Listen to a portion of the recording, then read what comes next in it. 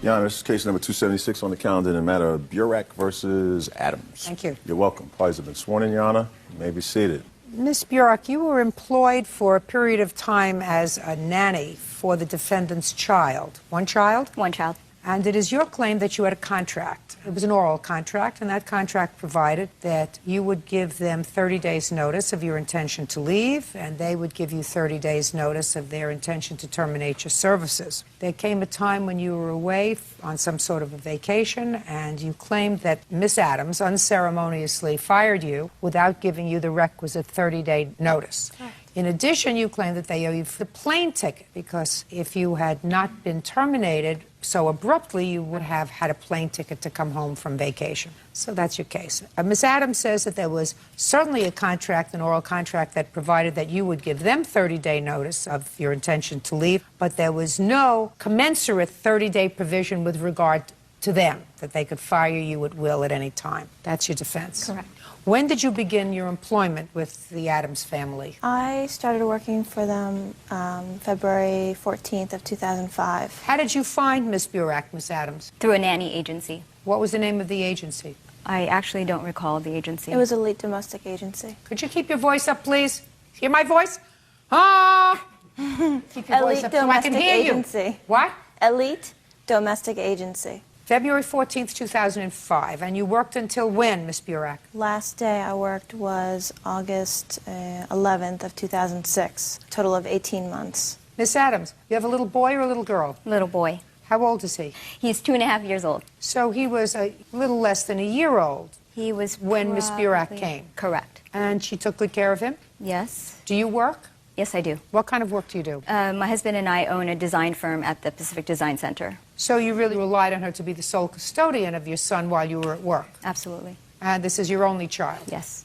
Tell me why you fired her. There were many incidents that led up to the termination. It was definitely a culmination of incidents. The last incident was Danielle going on vacation. When did she go on vacation? She went on vacation. The dates changed. So at first she wanted to take off August 11th, 14th, and 15th. On the day of the 10th, she requested to take off the 14th, 15th, and 16th. And that was a pattern with her.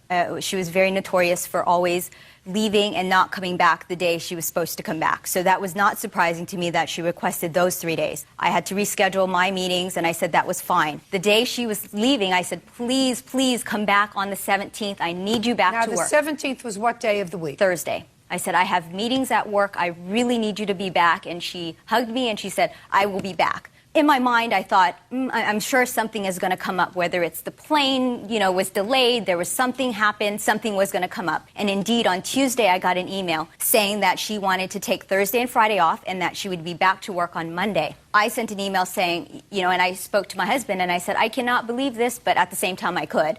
And I said, I really need you back to work on Thursday. Please come back to work. And she basically then sent me an email saying that she had another person that could come in and fill in for her. Who did she have to fill in for her? A friend. A friend who is whose also a name is? nanny.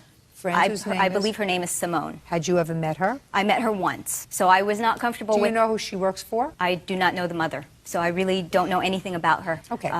And so she said that she wanted to have her fill in. And I said, no, that's not going to work for me. I don't know who she is. I don't feel comfortable having her watch my son without me there at the house. And she sent me an email saying she's very trustworthy and she's my friend. And I said, this is not personal. I don't know who she is. No. And I basically said, again, I needed you back to work on Thursday. So when that avenue closed, she then said, oh, by the way, I didn't get my paycheck on Friday, the Friday prior. And the reason she couldn't come to work was because she didn't have a plane ticket to come back to work. So, just everything going up in the air now. What was the lie? Was the lie that there was an annual event in Santa Fe that prevented her to coming back to work? I'll find out in a minute. Okay. There was no lie. Just to say, I'll find out in a minute. Sure. She wanted the extra 2 days because the extra 2 days meant the extra 2 days plus a weekend. Where was the boyfriend? The fiance was in New Mexico. With you? Correct. And Is his that where he daughter. lives? No, he was out in New Mexico for work with his daughter. Did you travel out there together with him? No. They drove together separate earlier, and I flew on my own. When were they coming back? They were coming back on the following Monday. So you were going to be flying home alone, according to you, on Sunday. Well, I was going to fly back Wednesday night to be back to work for Thursday and Friday. Yes. And and I didn't receive my paycheck for my last 2 weeks of pay, and I kept asking Lisa why I wasn't getting the paycheck, and she wasn't addressing it. And I didn't have the funds in my account to purchase a ticket back to work. How did you purchase the ticket, Miss Burek, to go out there? I had money in my account. Well, I want to know how exactly you did that. Did you pay for that ticket in cash? Did you pay for that ticket with a credit card? How did you pay for that ticket? I'm sure you can document it for me. I paid for my ticket online. Online with what? With my debit card. You have a record of that? I don't. I have a record of flying back, but I don't have a record of that, no. I'd like to see it. Okay.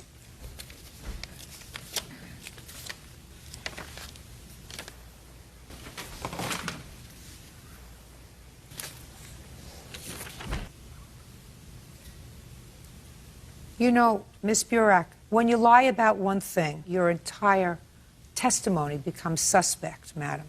The reason I asked to see this is because I didn't believe that the reason you didn't buy a return ticket was because you didn't have money in your account. And I didn't believe you when you said to me that I paid for it with a debit card because you're trying to think too hard. Now, it doesn't make sense for you to pay for one ticket going one way with a debit card and the other way with your MasterCard, which is how you paid for this ticket. So it didn't make any difference whether you had the paycheck in your account or not. You could have purchased a round-trip ticket at the same time you purchased a ticket going, you could have purchased it coming back. Because you didn't use a debit card, you used MasterCard. Well, the reason why I didn't book the flight back was because I didn't have enough money in my account on You told me Thursday that night. before. I didn't believe it when you told me for the first time. And now that you hand this thing to me, it clearly says that this ticket was purchased with a MasterCard, which doesn't require that you have the money in the bank at the time of the purchase. You just have to pay it when you get the bill. You follow me? I follow you. Good. So that's not why you didn't buy your ticket, because you didn't have money in the bank. So the story that you just told me about not buying the ticket on Wednesday is really not true. Well, it is true. No, it isn't. Then explain to me why it was purchased on MasterCard. Because my fiance offered to pay for my ticket. He should have offered to pay for your ticket on Wednesday when you were due home. Well, I didn't feel comfortable asking him. I understand why you fired her. Judge Judy continues in a moment. That requires a yes or a no answer. They didn't pay me, yes, I would equally That's say. not my question, sir. Oh, I'm sorry, maybe This is my ballpark. Okay, my playground. And later today, If she felt that she needed the money before, she should have called the travel agent herself. She could have done this and she would have done that. And if she did this, she wouldn't have been in that chair. She had an agreement with you.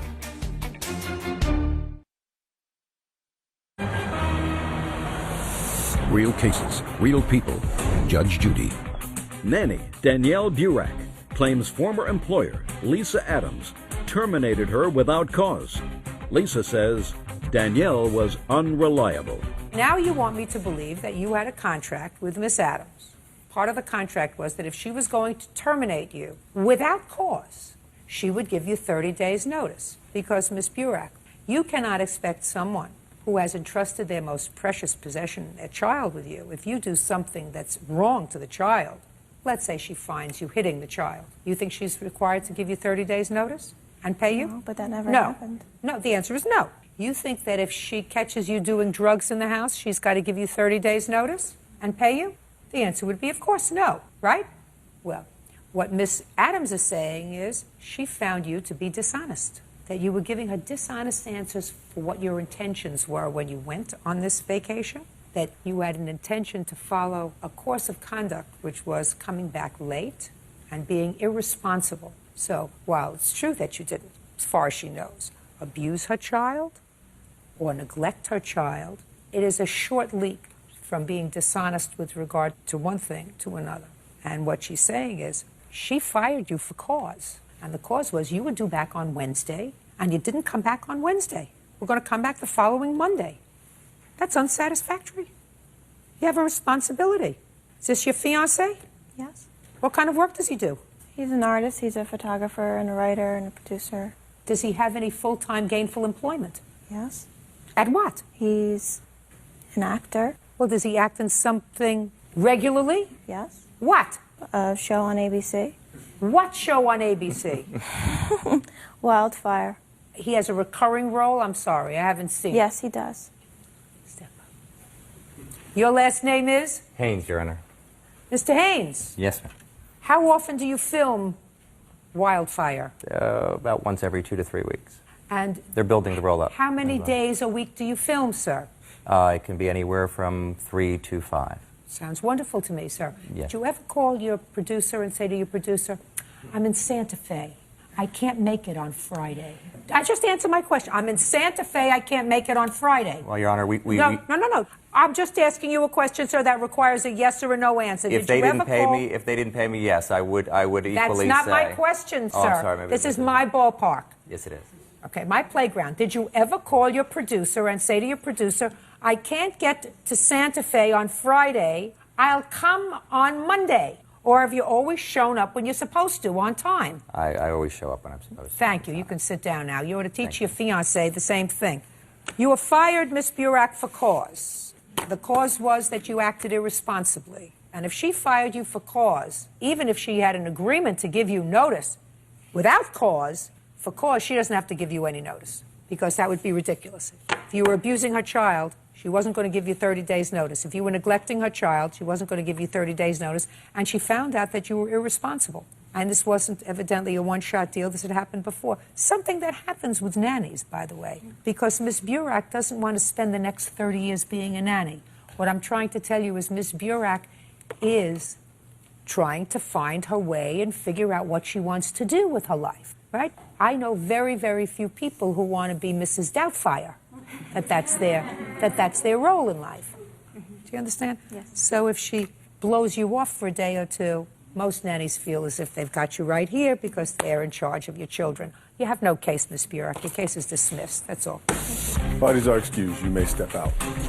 While we do feel like Danielle did a good job with our child, Well, I was very attached and very close to Kai. it was really a culmination of things of dishonesty and deceit. Well, I wasn't dishonest. There were numerous incidents. I really didn't have the funds to come back to work. You know, the most important thing is my son, Kai. I just hope that Kai finds peace. And now the next case. All parties in the matter of Mimsgrave versus Gilmore. Step forward. 19-year-old Brittany Mimsgrave is suing her former friend, Samantha Gilmore, for the return of money she paid to go on a cruise. Samantha says Brittany backed out at the last minute. Miss Mimsgrave, Yes. Miss Gilmore was a friend of yours. You had been friends for a long time, according to what I read in Yes. your complaint.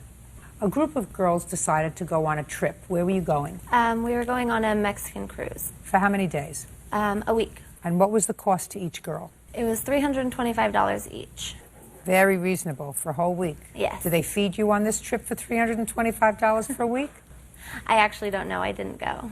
Do they feed you? Yes, they do. In any event, you paid Miss Gilmore your $325. Yes. She was making the arrangements. How old are you? I'm 19. And you? 19. Am I correct that someone in the party had to be 21 in order for the girls to go? Yes. What you tell me in your complaint is that one of the girls, I believe her name was Ashley, was the 21-year-old, she backed out. Yes. So now you have a predicament. You've paid your $325, as have other girls, and unless you found someone else who was 21 years old, you couldn't go. Yes. So according to you, you waited for a while to see if somebody else was going to go and somebody else was going to go, and nothing happened, so you made other plans for that period of time. That's what you say. And according to you, Miss Gilmore decided to take her brother, Yes, well, actually, decided to take her brother. He was going to pay for himself. And his brother had a friend whose name was Gaius. Gaius? Gaius Mike. And he goes by Mike. Good. His name was Mike. Mike went on your ticket, Yes. and you want the money. Yes. Now, didn't Mike pay? No, Why not?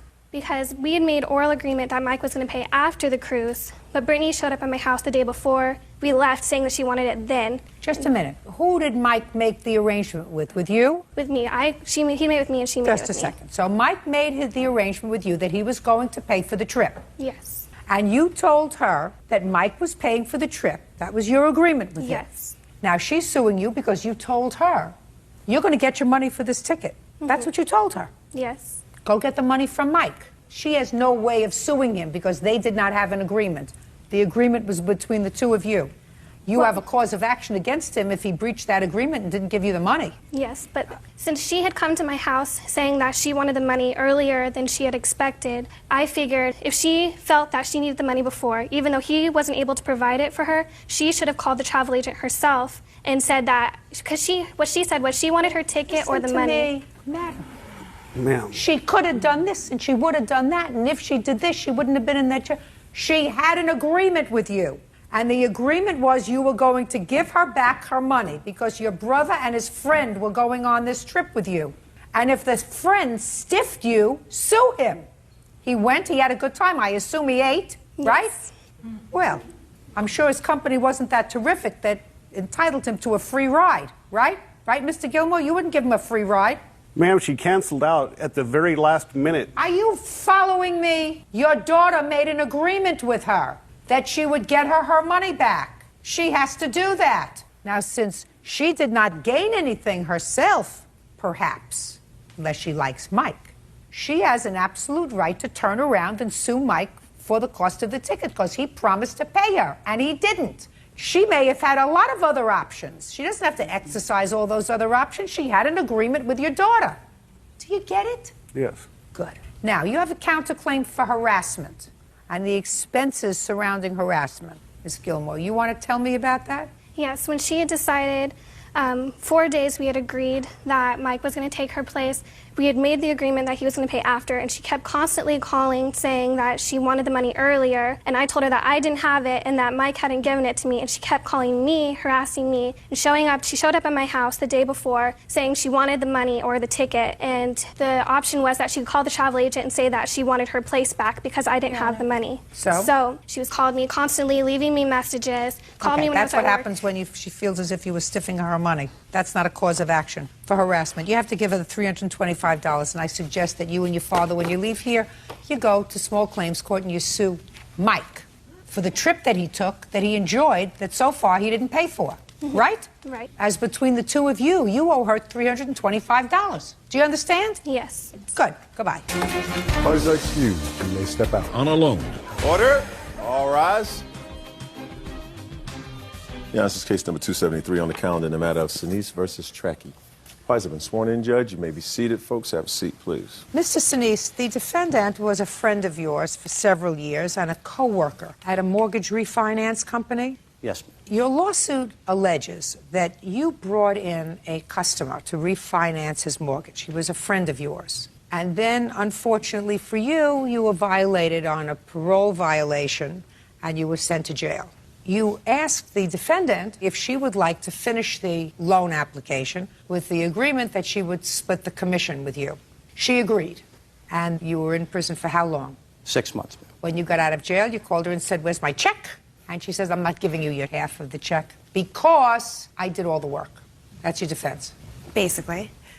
I have a little bit more to say about it. Well, I hope not much more, madam. Let's see what we can agree upon. Okay. How long have you been working at this mortgage finance company? Approximately a year. And how much of a commission do you get when you refinance a loan? It was 60% of all of the total fees that were involved in the loan. So let's say I want to refinance a $100,000 mortgage. What would your commission be? I'd probably make about $2,500. What's your friend's name? Paul, ma'am. That's not him, is it? Yes, ma'am. Oh, good. Very good. Paul, step up, please. Sure. Paul, why did you want to refinance this loan? I was going to invest in some other property I had, and it seemed like the interest rates were right at the time. So you contacted your friend? Yeah. I mean, I knew he was in the business. He told me he had just started working there, so.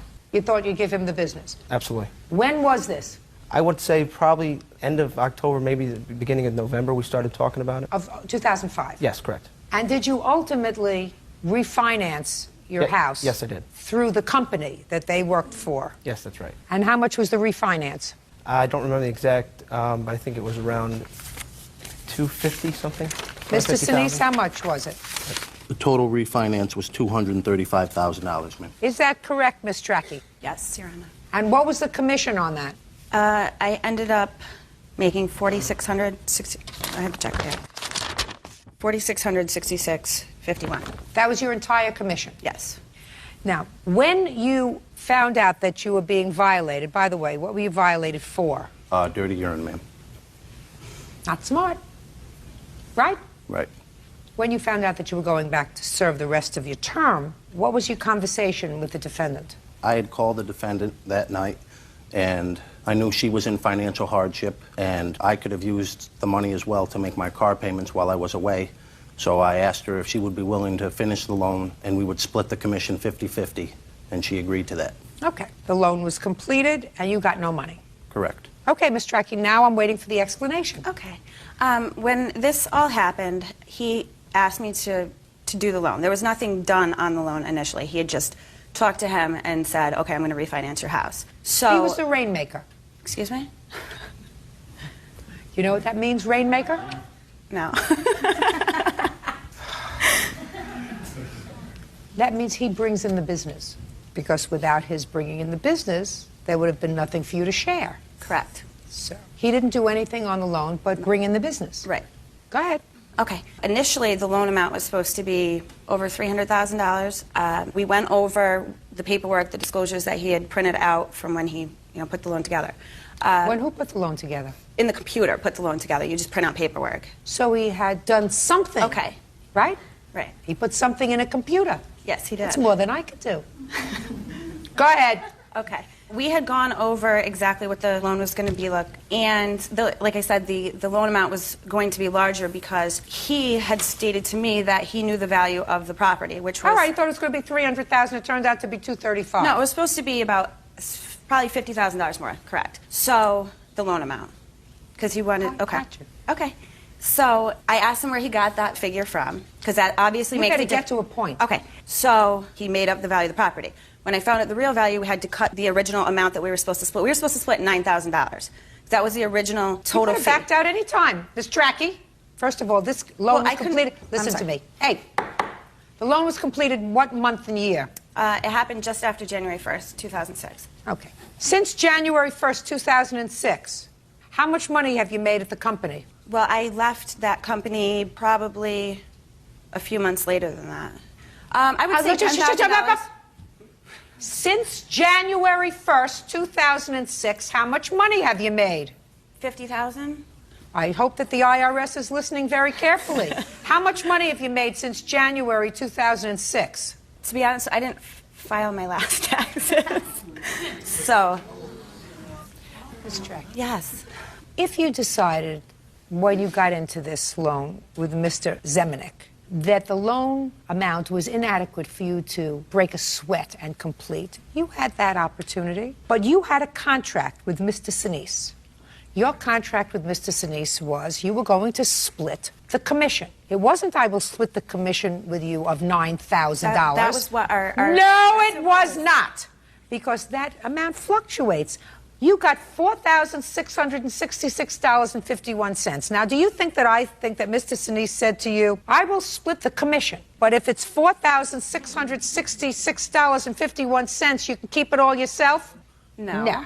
No. But when you're dishonest with somebody about the original contract, and I found that out through the process... Say no, my dear. Say I don't want to do the loan. Well, he was in jail, so I I'd say, Mr. Zemanek, I don't want to do your loan. It's not worth my while to do your loan for $4,666.51. I would rather make nothing. I would rather make nothing than make $2,300. It's not worth it to me to make this lowly amount of money, especially when I don't have to share it with the government. Well, I got an extension. I am filing them. No, the time to file, madam, is past. Let me explain something to you. It passed October 15th. If you got a 6-month extension, it's over. Finished. They're going to come looking for you. They're going to steal your clothes. Judgment for the plaintiff for the amount of $2,333. Thank you very much. That's all. Parties are excused. You may step out. It's like that? I definitely didn't backstab my friend because we had been friends since then. He told me to forget about the money until he got mad at me. She didn't want to do me a favor when I was incapable of doing it myself. Because I didn't do him a favor and get perfume for his girlfriend. 1 cent just cost her over $2,300. He's a punk. And now the next case. All parties in the matter of Barrett versus Levito. Step forward, please. Jennifer Barrett is suing her fiancé's ex-girlfriend, Tara Levito, for making false allegations to Child Protective Services.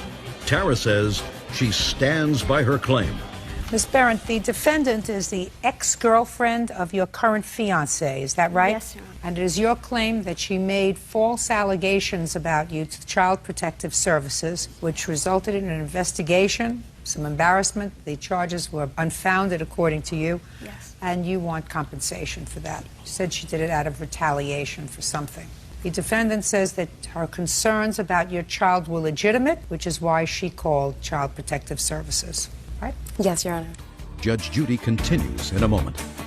Her daughter's hair wasn't brushed and she was looking dirty, and I just felt that the phone call that I made was correct. And I don't care what I didn't ask you about your feelings yet. I'm not quite interested in your feelings now or ever.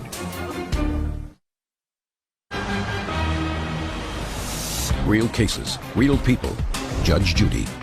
Jennifer Berendt claims her fiancé's ex-girlfriend, Tara Lovito, filed a false report with Child Protective Services. Tara insists Jennifer is a bad mother. Now, explain this relationship. She's the ex-girlfriend of your current fiancé. Yes, Your Honor. Do you have children with her current fiancé? No children, Your Honor. Do you have any reason to have contact with him? It's just that he calls me, no. Calls you how often? All the time. I just had to change my number recently because he calls me all the time. Did you know that? No, Your Honor. Okay. You called Child Protective Services when? This was about May, maybe April of this past year. And the reason I called was because I felt that her daughter was being neglected, and I seen her at numerous times pulling on her daughter. Her daughter was screaming, and there was bruises that were seen on her daughter. Okay. So I felt... Shh, just a second. Miss Levito, how many times have you seen Miss Berendt with her daughter? About 3 times. When was the first time? The first time was in Mamaroneck, New York, and it was... Date? January. January of 06? Yes. And what did you see? I seen her and saw her. I'm sorry? You saw her? Yeah. Her daughter and Jennifer in Mamaroneck around like a whole bunch of guys, and her daughter was like just like dancing around and stuff like that, and I saw her like yelling at her daughter at one time. Okay. And how old is her daughter? I'd say about 7 to 8 years old. So you saw her yelling? Mm-hmm. When was the next time? Okay, that would probably be in like March. March of 06. Where did you see her? That was in Mamaroneck on the avenue, and she was pulling on her daughter, and her daughter was crying. Pulling her how? Pulling on her arm. And her daughter was crying? Yes. When was the next time you saw her? That would probably be in May of 2006, and that would be in Mamaroneck also. Yes? So I seen her pulling on her daughter again, and I seen that her daughter's hair wasn't brushed, and she was looking dirty, and I just felt that the phone call that I made was correct. And I don't care what I didn't ask you about your feelings yet. I'm not quite interested in your feelings now or ever. I just want to know what you saw. Okay. January, you saw nothing. March, you saw her pulling her arm. Mm-hmm. And in May, which was either before or after you called Child Protective Services, because you said you called them in either April or May. Right. You saw her pulling her arm. Yes. So it is possible that when you called Child Protective Services, you saw her once in March pulling the child's arm. Is that right? Yes. Now, it is my understanding, Miss Berendt, that you had had an altercation with the defendant's boyfriend. Is that right? Yes, Your Honor. Is this your boyfriend? Ex-boyfriend. Ex-boyfriend. But he was the boyfriend at the time? Yes, he was. When did you have this altercation with the boyfriend? The beginning of June, 2006. Can I see the report that was filed, please, both on the altercation with the boyfriend and the report to Child Protective Services? They wouldn't give me a police report for when he came into my job, but I do have the report. What for did he the come into your job for? Telling me that my fiance kept calling Tara, and she was on his cell phone threatening me, but I couldn't do anything because it wasn't a direct threat to me. It was through him on a cell phone. These allegations, Your Honor, weren't made until June 19th or 20th. Hold on a second. You made the report to Child Protective Services in June. No, Your Honor. Well, according to this, you did. Well, it could have been somebody else calling. No. Is this the only letter that you got in 2006 with regard to a complaint called about you? Yes, Your Honor. Now, can you tell me the date you made a police report against the defendant's boyfriend? It had to be around a week before the allegations. You have any sort of police report? No, they wouldn't let me file one. Why? They told me that there's nothing I can do because I only had his nickname. I didn't know his correct whole name. And they said that there's nothing that I can do. Name. Wesley Rayno. What did you go to her job for? Actually, I was shopping in the Family Dollar. The Family Dollar is located in Mount Vernon where I work at. And when I went in the shop and bought me some dollar items, I recognized the defendant. I don't want you to speak. Listen to me. He's going to tell me his story. Go ahead. I also have problems with the defendant's ex-boyfriend. He does call because he calls my job, he calls and harasses me, and he calls and hangs up and all kinds of stuff. So what I explained to her, I asked her what her name was. At first I asked her what her name was. Then I called my girlfriend, and she explained to me that her name was Jennifer. So then I approached her again. I asked her, was she the girlfriend, fiance of the gentleman? Then I explained to her that the gentleman is calling my job, he's calling, he's harassing me, but when she's not around, he doesn't know what the gentleman does. He does call Tara. I never once got out of line, threatened her, called out of her name, caused the uproar in the store or anything. I left on good terms, and I brought my items and walked out of the store. Now, what did he say to you? He told me that my fiance was calling Tara when I wasn't around, emailing her. I don't know anything about him calling his job, and he never purchased anything. He came in the store and left right after speaking to me. Did you call the police when he left? Yes, I did. And did you give the police Miss Levito's name? Yes, I did, Your Honor. Did you give the police her phone number? No, because I didn't know her phone number at the time. Did you have her address? No. What other identifying information did you have other than her name? I knew his nickname that's tattooed on his arm. That's how I knew that it was her boyfriend. And she was on his cell phone. I'm going to come there. I'm going to beat her up. I'm going to F her up and wanting to fight me all the time, Your Honor, and I'm tired. I'm tired of arguing with her. Shh. Now, Miss Levito, when did the police contact you? They never contacted me. I found out through her boyfriend now, because he has, like, diarrhea of the mouth. Okay, good. Well, when did he call you? And He's always calling me, Your Honor. No, listen to my question. Okay. When, after your ex-boyfriend went into the store and confronted Miss Berendt, did her fiance call you? That same exact day. Probably right after he walked out the store. Okay, I'm sorry. Just answer my questions. Okay. What did he say when he called? He said that my boyfriend went in there harassing her, saying that he's threatening her boyfriend or all this mess. And it wasn't even true because I know him, and he went up like just to resolve the whole situation that's been going on. Her boyfriend still constantly calls me. I just had to change my cell number again. You know, she's always talking stuff about me over the phone, and it's just crazy. Mr. Rayno, do you remember what date you were in the store? Definitely not. It was a while ago. I didn't remember the situation was going on. I mean, just like Tara says, the gentleman pops up and he's in front of my job. Nothing, listen to me. It has nothing to do with her. Yeah, but I honestly don't remember. It wasn't like that's I'm just asking you. Okay. Do you have children? Yes, I do. How many? One. How old? 6 years old. Child live with you? No. Who's the child live with? He lives with his mother. You have children? No.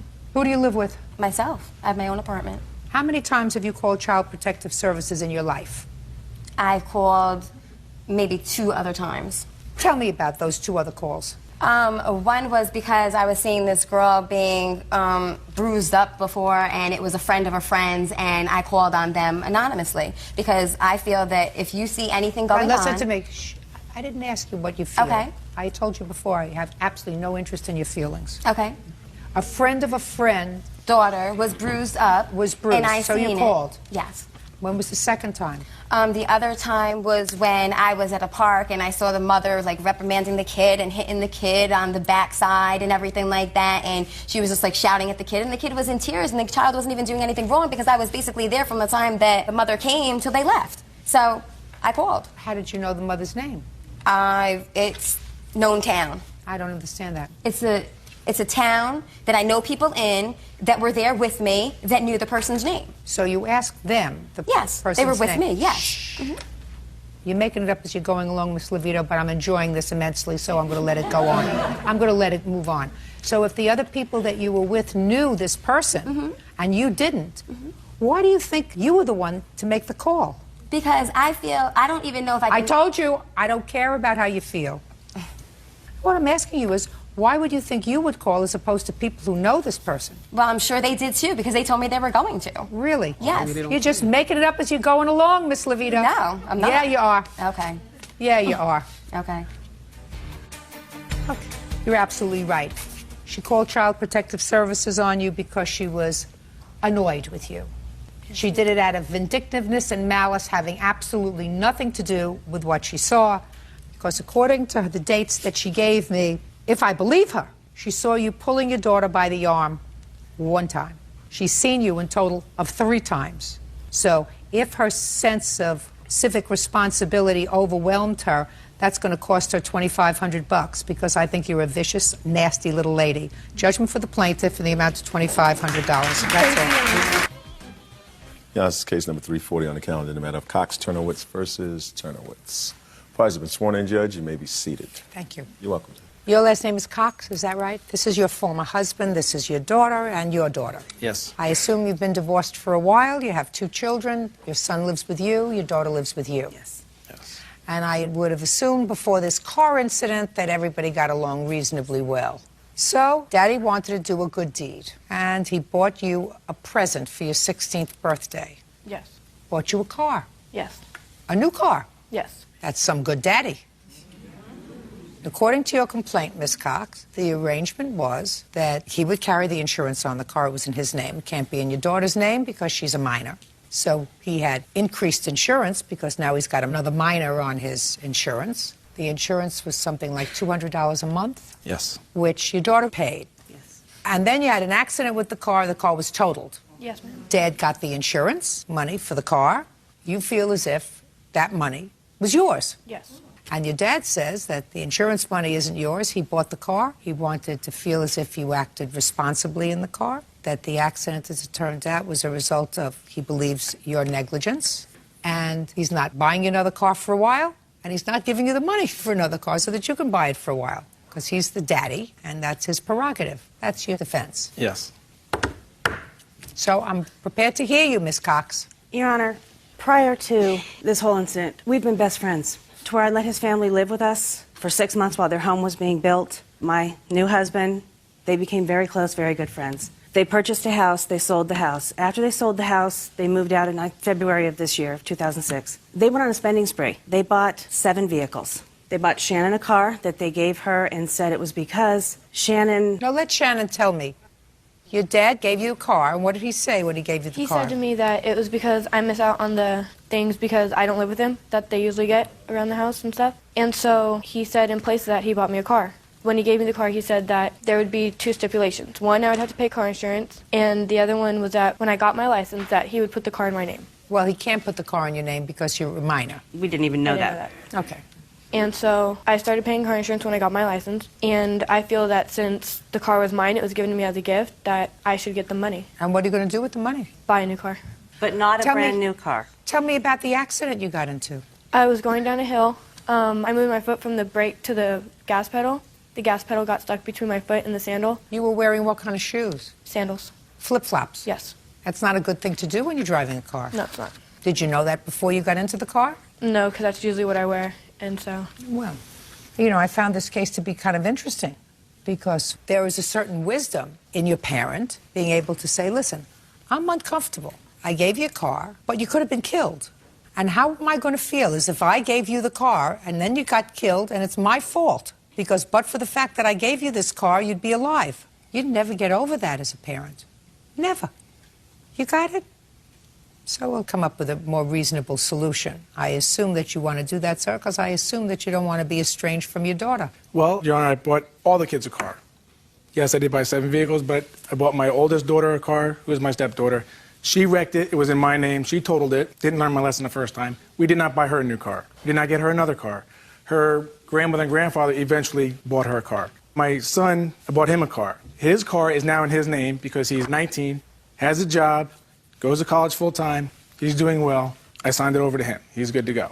We gave Shannon the privilege to drive the brand new car, 07, because Shannon doesn't get the benefits that Nicholas gets at the house every day or other kids get. You have stepchildren? How many? 1, and she's 20. Then my youngest has a car sitting at home now that he'll be able to drive when he gets his license. What we did was about 2 weeks ago, we offered that car to Shannon to drive. And her mother turned us down and said she will not drive anything unless it's in her name. So, well, that's a mistake. I'm pretty much... No, that's... But, Ms. Cox, I'm here trying to put a moral solution in this situation. And I find, you know, your father's position pretty solid. I would have no problem if he said, listen, what I'm going to do is I'm going to put the money that I got from the insurance which is what, $12,000? Yes, ma'am. I'm going to put it in a bank account, your name and my name. When you turn 18, you can take that money and go buy a car. That's what Your we Honor, asked. that's what we asked. Just a second, because I made you a gift, but I'm not prepared to, at this stage, give you the privilege of having a car because I don't think you're ready to have a car. And I don't want to destroy my whole life if, God forbid, something else happens. Is that a solution? No, Your Honor. Why? Because I've told all the kids the same exact thing, and she should be no different. You mess it up, you don't do well, you're not responsible, you're done, I'm not going to get you another one. Okay. The act of irresponsibility that you're talking about was the fact that she was wearing flip-flops in the car. Is that right? That, Mr. Turnowitz, is not such an egregious act, in my judgment, as to vitiate the gift. You see, you made a gift to her. A privilege. No, sir. Sorry. Privilege. Say, no, sir. Okay. Wrong. You made a gift to her, and you set certain conditions. And the conditions were you have to be responsible and pay the insurance. Certainly, if she had wrecked this car while under the influence of alcohol, while she was speeding, while she was out at 4 o'clock in the morning with friends and there was beer in the car, I would say absolutely vitiates the gift because it was a conditional gift. But now you're asking me to judge whether the wearing of sandals, flip-flops in the car is such an egregious violation as to say that she's irresponsible, and I say it is not. I'm on your side. I don't think that you have to replace this car right now, and I don't think that you have to give her the money right now for the car.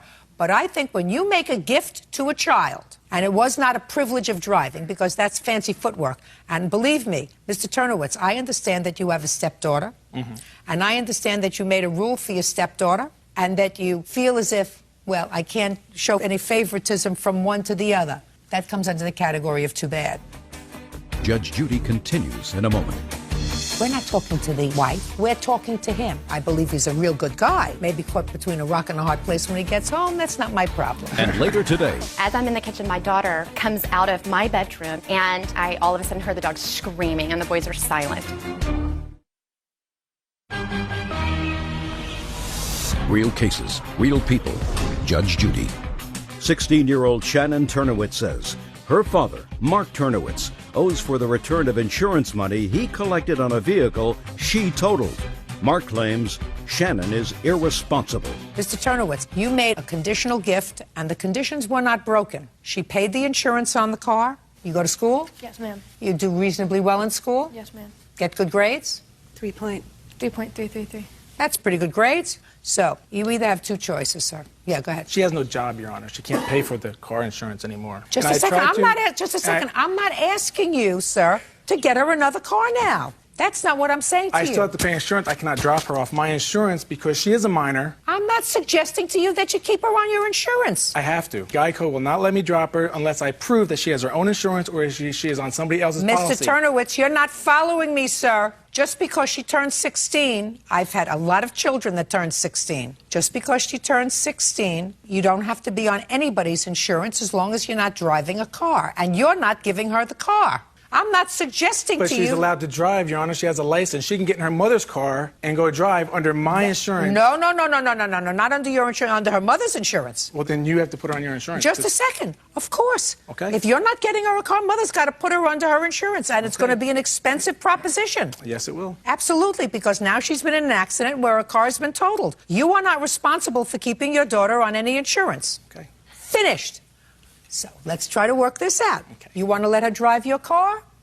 Fine, but you better put her on your insurance, because otherwise, if something happens, you could lose everything that you own. Your Honor, when Mark's wife called me and offered me the other car, I told her, I said, there's two problems with this, Denise. First of all, it's a stick. She's terrified to get behind the wheel of a car as it is. We're not even dealing with that issue anymore. This goes towards the insurance part. I also told her, I said, Denise, if you take that money and you put it in an account somewhere in Shannon and Mark's name, and when she's 18, she can have that money to purchase her own vehicle, that's fine. I'll take her off your insurance and I'll put her on mine, and she'll drive my husband's truck. Just a second. That's exactly what I said. And that's what I told his wife. Just a second. That's a reasonable solution. And it's a solution that... Your Honor, her answer to me was that she spent the money. Just a second. Just a second. We're not talking to the wife. We're talking to him. That was never brought to me, Your Honor. We're talking to him. And he's a good guy. Maybe caught between a rock and a hard place when he gets home. That's not my problem. What? He looks like a real good guy, and he looks like a guy who loves his children and wants to be a very good father. Doesn't want his children to be angry with him, and especially a child that's got a 3.33 average, who evidently both of you did a terrific job with. So, Mr. Turnowitz, I think that you should take that money and put it in a bank account so that your daughter will have a car when she turns 18. As long as she behaves responsibly and continues to do well, she'll be off to college when she's 18. And you feel as if, well, now you're on your way, just like your son's on his way. Is that a reasonable solution? Yes, Your Honor. Done. Thank you. Thanks, Your Honor. Parties are excused. You may step out. Shannon and I talked about it, and her final words to her father when he basically told her to go to, excuse my French, was, fine, Dad, I'm going to take you to court. I honestly don't think it was my daughter. I think it was my ex-wife pushing my daughter to do this. The friendship is gone. It depends on what happens. You know, I'm pretty much done with the two of them. You just said that our relationship was over. They got through some issues last year, and I'm sure they'll get through this one, too. And now the next case. All parties in the matter of Riggs versus Unger. Step forward. Daycare provider Amanda Riggs is suing former client Sue Unger for vet bills and daycare fees. Amanda claims Sue abruptly pulled her son out of daycare after he broke her Pomeranian's leg. Miss Riggs, you provided daycare for Miss Unger's son. How old was your son? 4. And how long did she provide daycare for him? About 1.5 years. No problems? No. And then something happened. Something happened with a puppy that you had. And you want Miss Unger to be responsible for 1/3 of the vet bills because Miss Unger's son, who was 4, and another one of your charges, who was 4, injured your puppy? Yes, ma'am. And you believe it's their responsibility to pay for the vet bills? Only because the boys were breaking a rule. If it had been an All accident... Right. You're going to tell me about it. Okay. Miss Riggs. What kind of puppy did you have? She's a Pomeranian puppy. How old? She's about 4 months old. And when did this happen? September 14th. How many children were you watching that day? 3. How old? 2 were 4, and 1 was 2. Your son's name? JT. And the other 4-year-old? Max. Was it JT and Max who were involved with this accident? Yes, ma'am. So tell me what happened.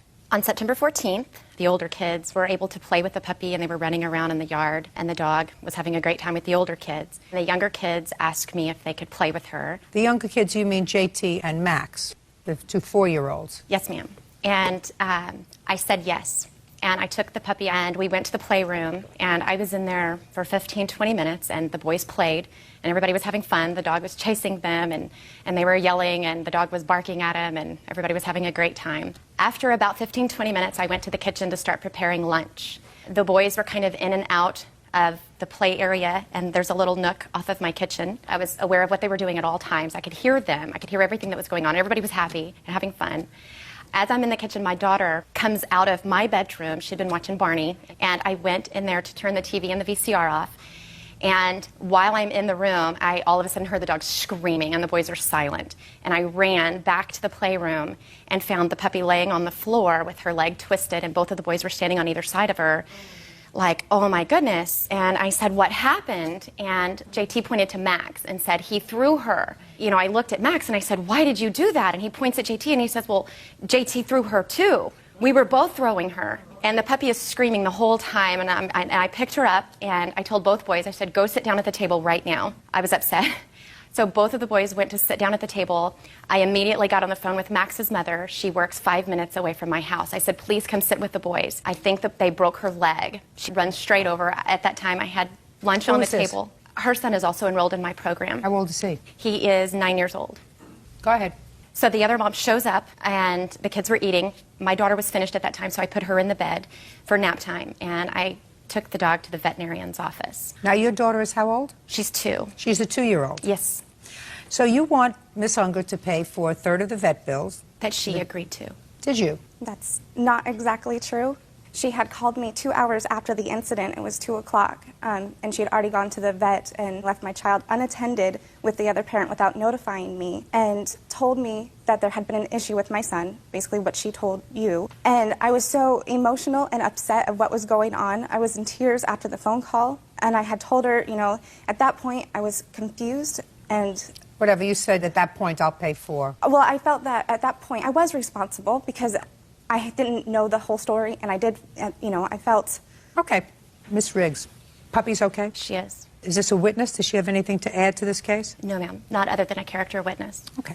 And Miss Unger ultimately removed her child from school, and you also, in addition to the vet bills, you want her to pay for the 30 days that she didn't give you 30-day notice. Yes, ma'am. When I got back from the vet's office, I called her to tell her what happened, and I told her the entire story. So she shows up early that day at 4 o'clock to pick up JT, and she asked for his blanket and pillow. And I said, okay, is he coming back? And she said no, she could barely speak. And I said, well, why not? Can you tell me why? And she says, well, you know, I can't pay for this. This is my grocery money. I never said that. You did. Well, whatever, but you had not had a problem with her, Miss Riggs, for the year and a half that her son was in your care. So clearly her decision to remove the child that day was precipitated by this incident, because that's not coincidental. So I have to make a judgment as to whose responsibility it is and whose fault it is. You know who I think? You. Really? Your Honor. Shh! Does it sound as if you're not having a fair shake here? No.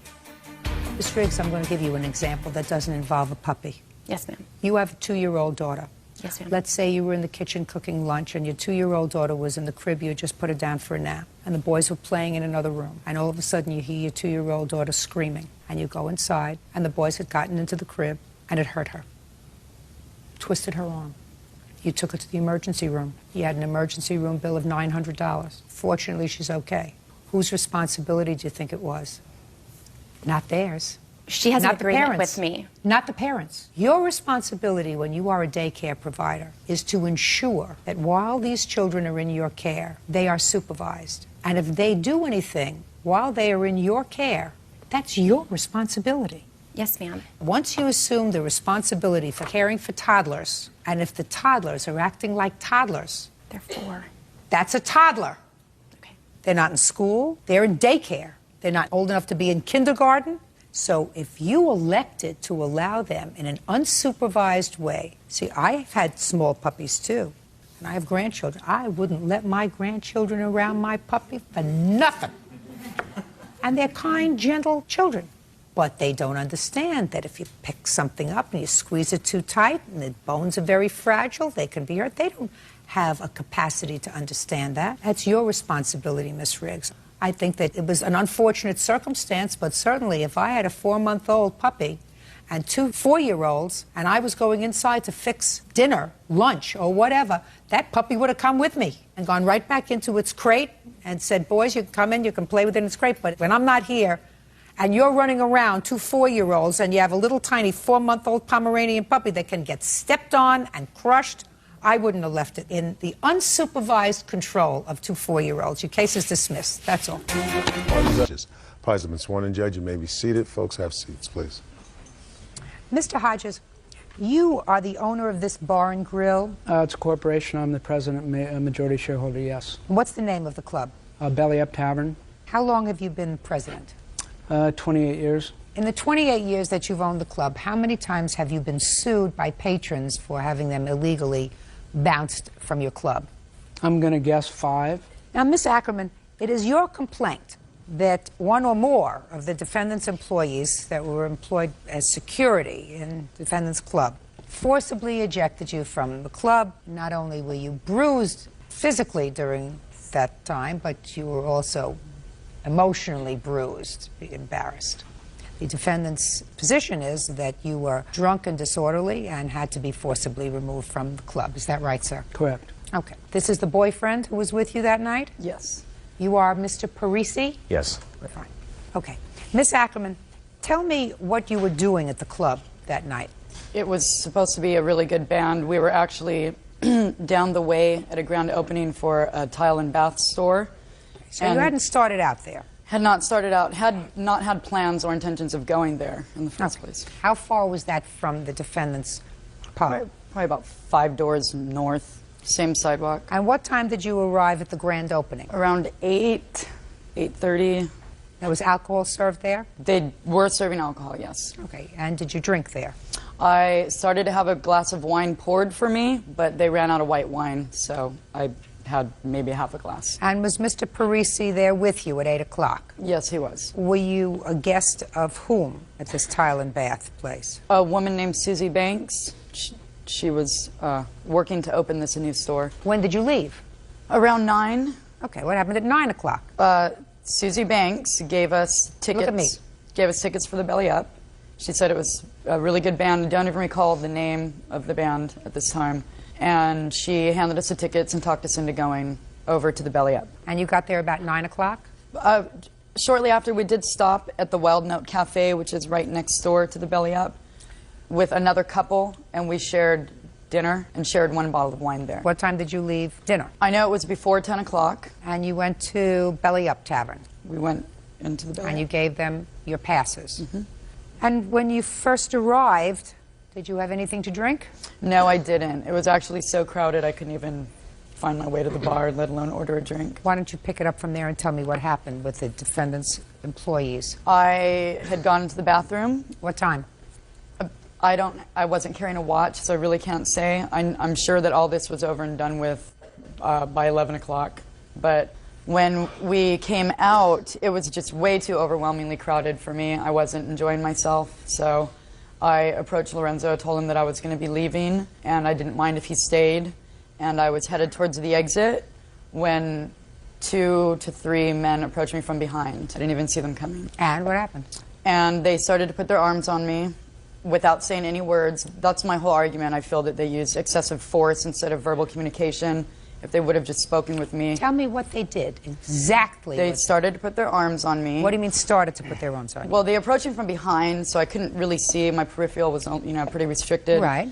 And they didn't say anything. I asked who they were, what they wanted. I didn't hear any response. And as soon as they started to touch me, I started to shrug them off, shake them off, because I didn't want them touching me or on me. And they wrestled me to the ground and picked me up by my ankles and my wrists and carried me out the front door.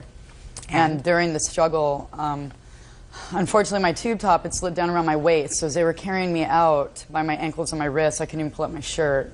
My whole upper body was exposed. And what happened? They dropped me off out front, and police came, and a friend drove me home. Is there a police report? I heard that there was a police report. You don't have I don't have it. Fine. I have a sheriff's report from when I made a report about not even 2 days later. So you were not physically injured? Minor scrapes and bruises all over my body, my back, my shoulders, my arms, Do you have my any wrists. photographs for me? No, it claims right here in the sheriff's report that he does note all of them, and he admits that when he tried to photograph it, the lighting was wrong. He shot directly. I'd like into to see someone. that. I highlighted that section with the actual injuries.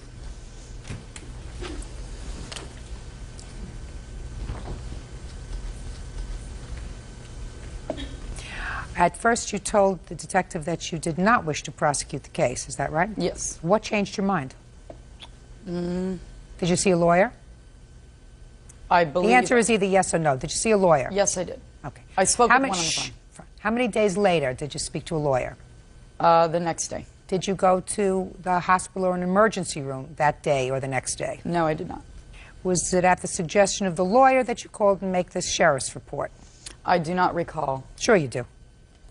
The only intervening act between the time this incident happened and the time 2 days later, not related to this incident, was your call to a lawyer. Is that right? I did call a lawyer the next morning. Fine.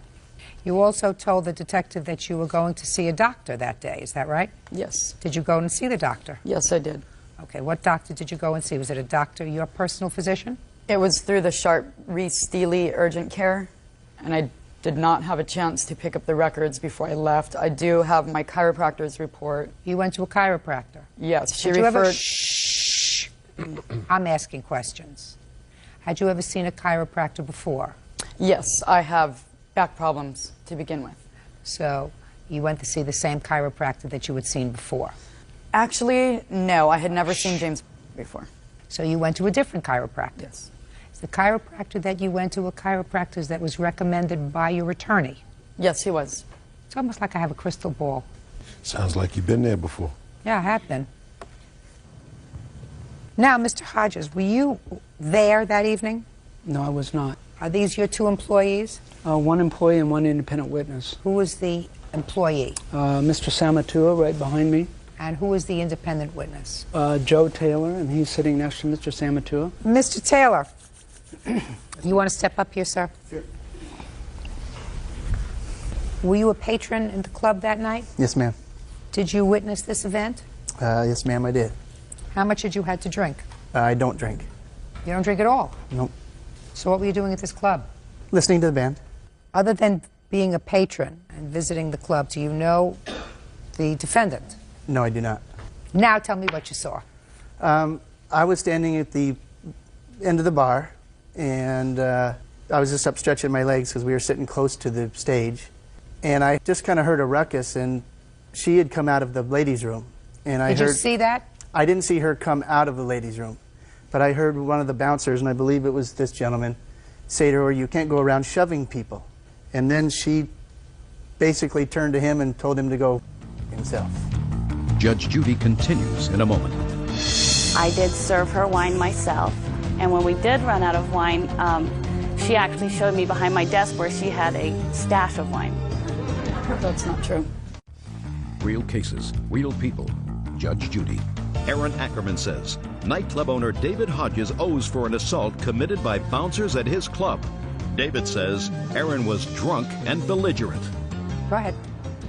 And he got up and he put his hand on her arm and said, "You have to leave the premises." At that time is when she pulled away and he went to grab her again and she started to swing. What do you mean she started to swing? Well, she didn't want, leave me alone. And then at that time another bouncer came. And one of her shoes came off because she was kicking so hard and flew back over. What do you mean she was kicking so hard? She was trying to get away from him, I guess. You mean she was standing up and kicking? Yeah, at that time. Go ahead. Then a third bouncer saw what was happening. He came over and she was fighting so hard she slipped and she went down on the ground onto her back. And she was kicking and trying to punch, scratching, and that's when she was exposed on her top. Did you see her being removed from the premises? I saw them finally pick her up and take her towards the front door, and that was the last I saw. You were never close enough to her to determine whether or not she appeared to be intoxicated? Not really. I couldn't smell her breath or anything like that, no. Well, she acknowledges that she was, buzzed. Is that the word you used? I believe it was, yes. Yes, I see that in the report that you have here. The detective, you say you weren't drunk, but you were buzzed. It's a little lightheaded. Does that scenario sound familiar to you? Not quite. Well, I didn't actually start kicking until I was already on the ground. How did you get to the ground? They wrestled me down. That's not what he said. He said that you were kicking so hard that you slipped. That I threw myself off my feet. That you slipped. Fell. That you slipped and went down. And no one was touching me on my way down. Well, I'm not. They were trying to grab her to escort her out the door. Mm-hmm. And in all the ruckus. Do you recall the security guard telling you that you have to leave? He didn't say one word. Do you recall saying anything to him? No. Just, what do you want? What are you doing? You don't recall anything that this gentleman says he heard you say, cursing at him? No. Not until I got outside. I recall being very volatile. That's not what he said. He said that within the club. I did not swear within the club. You know this gentleman? I don't. Never seen him before in my life. Well, he saw you. Sounds like it. It does. And he wasn't buzzed. Good for him. He was also a mile away by the stage. Excuse me. You were buzzed too. We were in a bar, hence the word tavern. I don't even want your bouncer to testify. I don't even want you. Sorry to call you a bouncer, sir. Okay? You're the security officer. Security technicians. What, security technician. Security technicians. By the way, thank you very much, Mr. Teller. I appreciate your coming. Thank you. Would you step up just for a moment? I just have a couple of questions to ask you. Do you wear any particular kind of uniform? Yeah, I wear a yellow shirt that has a staff on it, belly up staff. Do the other security technicians also wear yellow shirts? Yeah. How long have you been employed by Belly Up? 2 years. Ever been the subject of a lawsuit before? No. Hmm? No.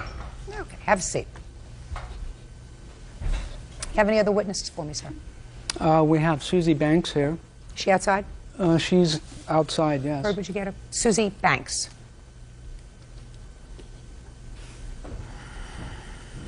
Susie Banks. Judge Judy continues in a moment. Deputy stated Ackerman was very drunk. She swore, staggered, and pushed him in the chest. That's the police officer. Real cases, real people.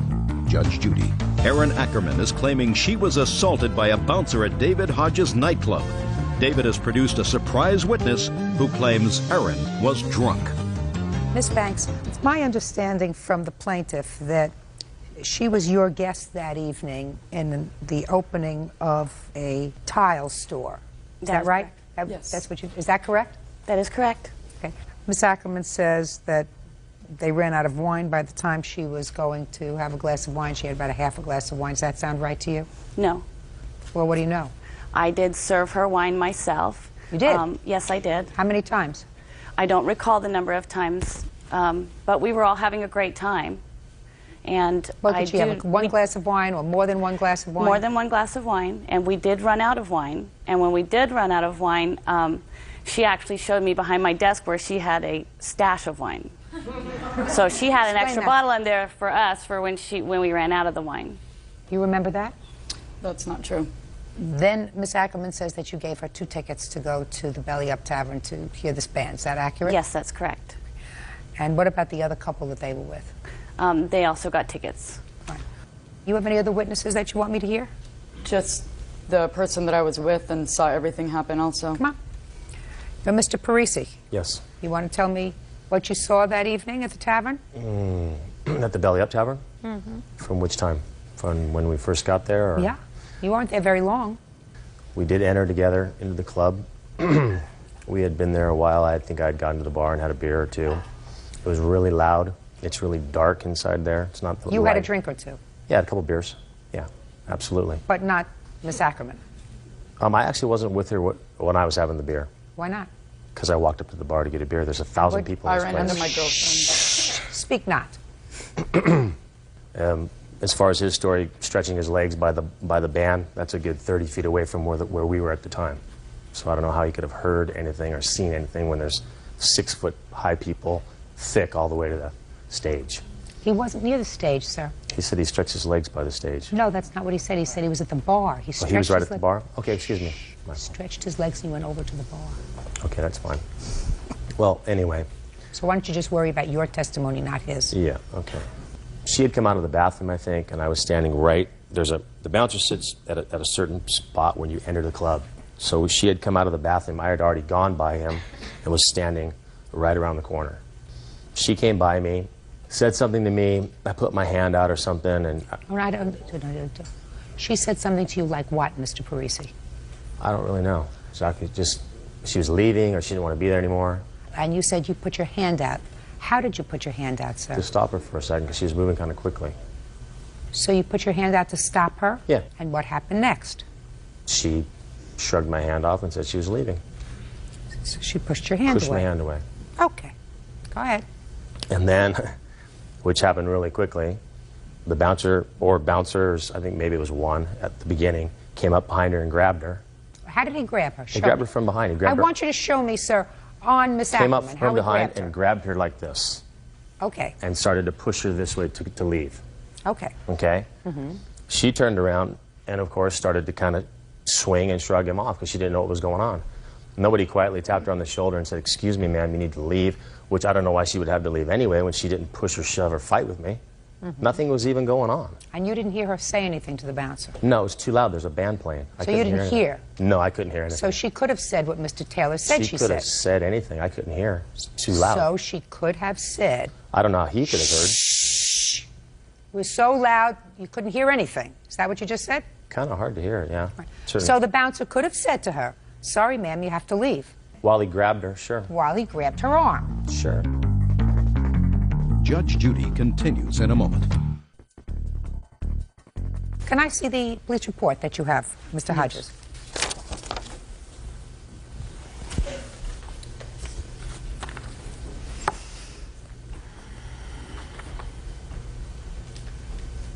Ms. Ackerman, I'm going to read you what deputy who responded to the scene that evening and actually witnessed what happened, at least outside, stated in the police report. Have you ever seen this police report? Yes, I Sure have you have. heard what was in it. Yeah, you heard what from your attorney, I assume. Mm-hmm. Is that right? Your attorney who told you, "I can't represent you anymore, I'm not wasting any more time on this case." Is that right? No, that is not correct. No. I assume that's why you're here and he's not. Deputy stated Ackerman was very drunk. She smelled strongly of alcoholic beverages. Her movements were slow and uncoordinated, and her speech was slurred. he asked Ackerman what had happened, and while she was trying to explain, she swore, staggered, and pushed him in the chest. That's the police officer. Ackerman was trying to explain to the police officer how she was pushing her boyfriend inside the bar. Police officer asked her not to touch him while she was talking to him. Ackerman nevertheless pushed him 2 more times, and he considered arresting her for being drunk in public. Ms. Ackerman, you don't have a case. Seated, gentlemen have seats. All right, Ms. Moshesky, you received an inheritance when you turned 18 years old, and you proceeded to act like an idiot with the money when you got it. Is that a fair statement? That's correct, Your Honor. How much did you get? A couple $100,000. A couple of hundred means 200,000? Correct. Was it more than 200,000 or less? 225,000. How much do you have left? 0. How old are you now? 20. How long did it take you to blow the 225? Less than a year. Is this the ex-boyfriend? That's correct. How much did he get? Whatever he wanted. And this is the ex-boyfriend's brother? That's correct. According to you, you made a loan to the ex-boyfriend's brother for a truck down payment that he wanted. And that was $1,000. Correct. When did you give him the $1,000? On June 27th. Of what year? 2001. And now you want $1,500 back, $500 for interest. Correct. That you don't get. You have a loan agreement with him? It was a verbal. Tell me about it. The ex-boyfriend had asked me to give him his brother the money, and I did. And he said that he would give me the money back. Who said he would give it back? The brother. I mean, this guy right here. Correct. He said, quote unquote, I will give you the money back, regardless if you break up. You will get your money back. No, ma'am. Tell me what happened. Well, what happened was me and her went shopping that day, looking around for pickup trucks. Mm-hmm. Finally, I found a truck. Well, later that evening, we went out to, I think it was... Wait just a second. Don't go later that evening. You jumped over something. Well... You saw a truck that you liked. Yes. And how old are you? 20. So when you were 19, you saw a truck that you liked. You said, how much is it? Yeah. Yes. Yes, ma'am. Uncross your legs. Yes, ma'am. So you said to the man who was the salesperson, how much is this truck? Mm-hmm. And what did they tell you? It was $12,000. Did you talk to her about the truck? Yeah, some. What did you say? I said I liked it, thought it was nice. And what'd she say? She said, yeah, it's pretty cool, whatever. Good. And didn't talk about any specifics? No. Okay, what's the next important thing that happened, Mr. The next important thing is that I had mentioned to her, I said I ought to go to my parents and get a loan for $1,000 or something like that to put down on the truck, because I'd already talked to the bank earlier, and they said you could need at least, $1,000, $1,500, as much as you can put down would be great. So we went, and we went out. We were going to some bar or something like that, where it was like a backyard bar. Me and her were out in the truck, and Kenny came out. We got in the truck. She was taking us home. When we got to my house, she turned around, and she handed me a check for $1,000. I looked at it. I said, look, I cannot take this money, I said, I can't pay you back. And she said, look, she said, don't worry about it. If you can't pay me back, it's no big deal. She said, if you can, that's great. If not, no problem. How much money in the course of the year that she was feeling pretty flush did she spend on you and your brother? She never really, spent money on us. I mean, she'd say, hey, let's go get a four-wheeler or whatever. Let's go get a what? Four-wheeler, ATV, four-wheeler. So, listen to me, four-wheeler. Wheeler, yes. Yeah, go ahead. ATV. And they drove right down there. She picked out the one she wanted, wrote a check for it, loaded it in the truck. We'd go to San Antonio. She'd get the nicest hotel room, take everybody, 15 people out to dinner, $500 dinner checks. Did you buy anything for these two guys in the year that you were feeling pretty fresh? Tell me what. Well, I have the summary from the bank that shows the ex-boyfriend, the defendant, Kenny, his personal bills. I was stupid. I did waste the money. Kenny's personal bills. And I have a copy Anything of the else? check. I have a copy of the check. This isn't a whole bunch of money. This is just some money. Kenny's just personal some, bills. correct. Kenny, she paid some of your bills at one point in July? Yes, ma'am. Why? Because she wanted to, I guess. Well, what were you doing? Ma'am? What word didn't you understand? I couldn't hear you. I'm sorry. Stand up. You hear me better when you stand up. Why didn't you pay your own bills? I don't know. She didn't have the money. Don't help him out.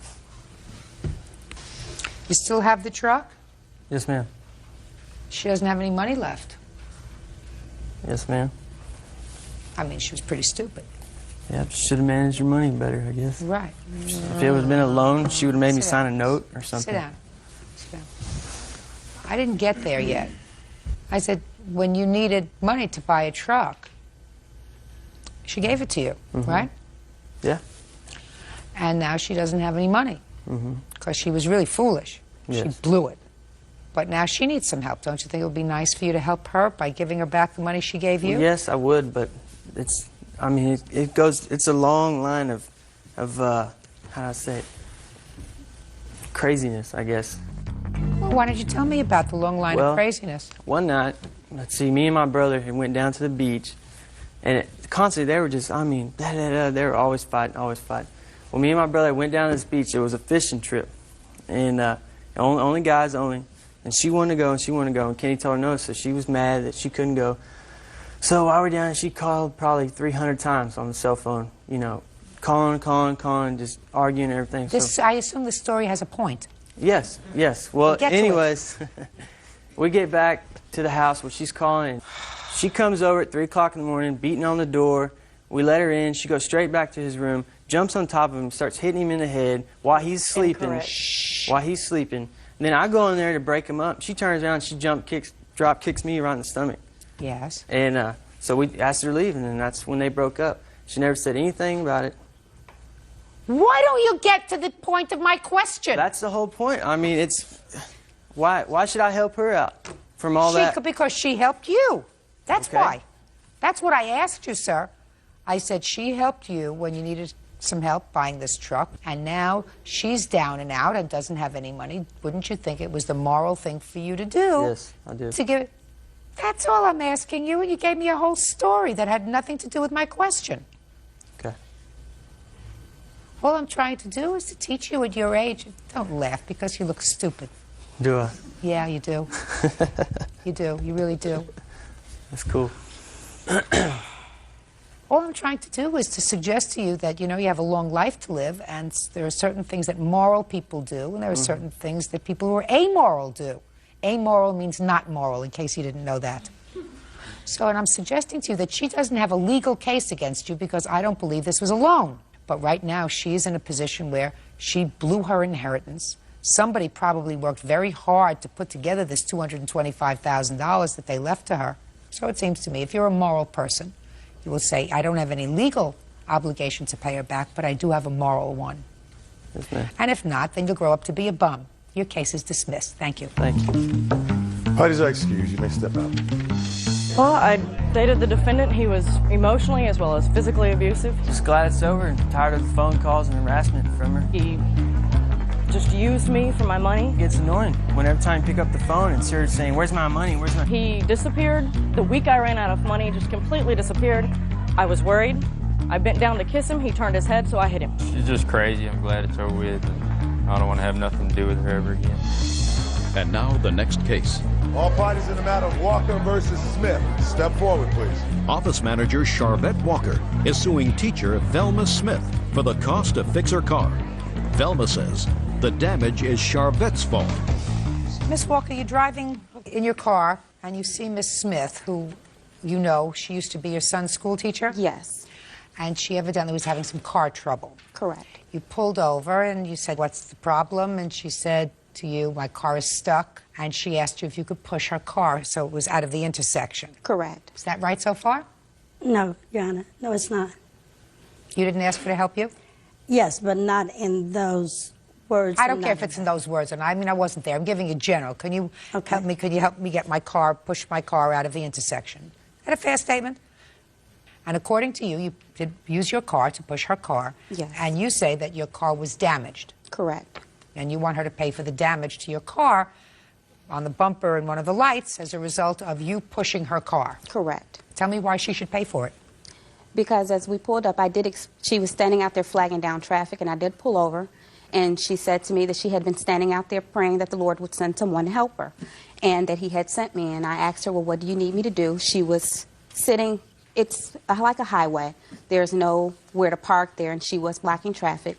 So I did tell her I didn't want to push her with my car, but I would, help her push. She said, oh, no, we can't push the car. Just push her with your car. Don't worry about it. I'll fix it if there's any damage. The Lord sent you, and just help me. I'm going to lose my job if I don't get, back to work by such and such time. And I went ahead, being the person, she was my son's school teacher previously, and I thought she was a good person. She's supposedly, as far as I knew, a minister. I don't need the editorial comment, madam. Just tell me what happened. I turned around in traffic, pushed the car back. As I got in, it was pushing from the side. So what I did is tried to move the car over a little more to get in front of it because we were pushing kind of up a driveway hill. The car slid back down and kind of bumped the car bumper. I went ahead and we finished pushing it. Once we got the car up into the driveway, she did stop and take a look at the car before she got into my car. I was going to take her to work. And I said, is there any damage? She goes, no, I thought there was something there, but there's just a little dirt. So I didn't think anything else of it. She was steady saying she was going to lose her job. She didn't get back. The school that she was working for at the time was up the street. I went ahead and I dropped her off at the school, took my son to school, and I went to work. At that time, I did take a look at my car once I got to work, and it did look like there was a smudge of dirt, but actually it had dug into the bumper. Let me see the damage that you allege happened as a result of pushing her car.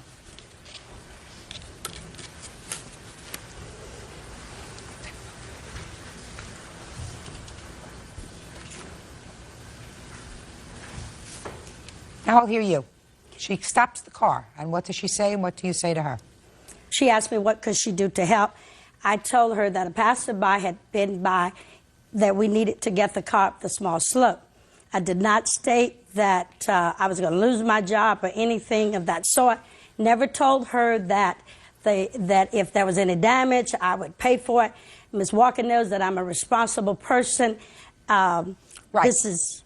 The only question that I have, Ms. Smith, is did you say to her, if there is any damage to your car, I'll pay for it? No, Your Honor, I did not. Then, Ms. Walker, she's not responsible for your car. She did say that, Your Honor. She was so busy ranting and raving at that time and needing help, she probably doesn't remember what she said.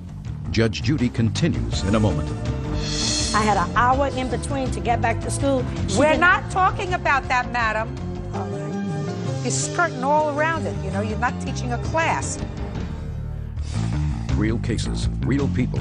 Judge Judy. Office manager Charvette Walker is suing teacher Velma Smith for the cost to fix her car. Velma says the damage is Charvette's fault. I believe you when you say that you didn't say to her, if there's any damage to your car, I'll fix it. Because you don't even anticipate there being any damage to your car. Because if she anticipated there being any damage to her car, she wouldn't have stopped to push you. But don't you think it's a moral thing to do to pay for the damage to her car? Certainly, Your Honor, if there was a scratch there, I most certainly. But there would have was. done that. No, it was not, Your Honor. I was the last person to see the car. Mrs. Walker's son is here, my former student. This is very difficult for me, for him. If you would permit, I would like him to, if you would mind, for him to be out, because he can even see. Absolutely. Take the child outside, please. Come on.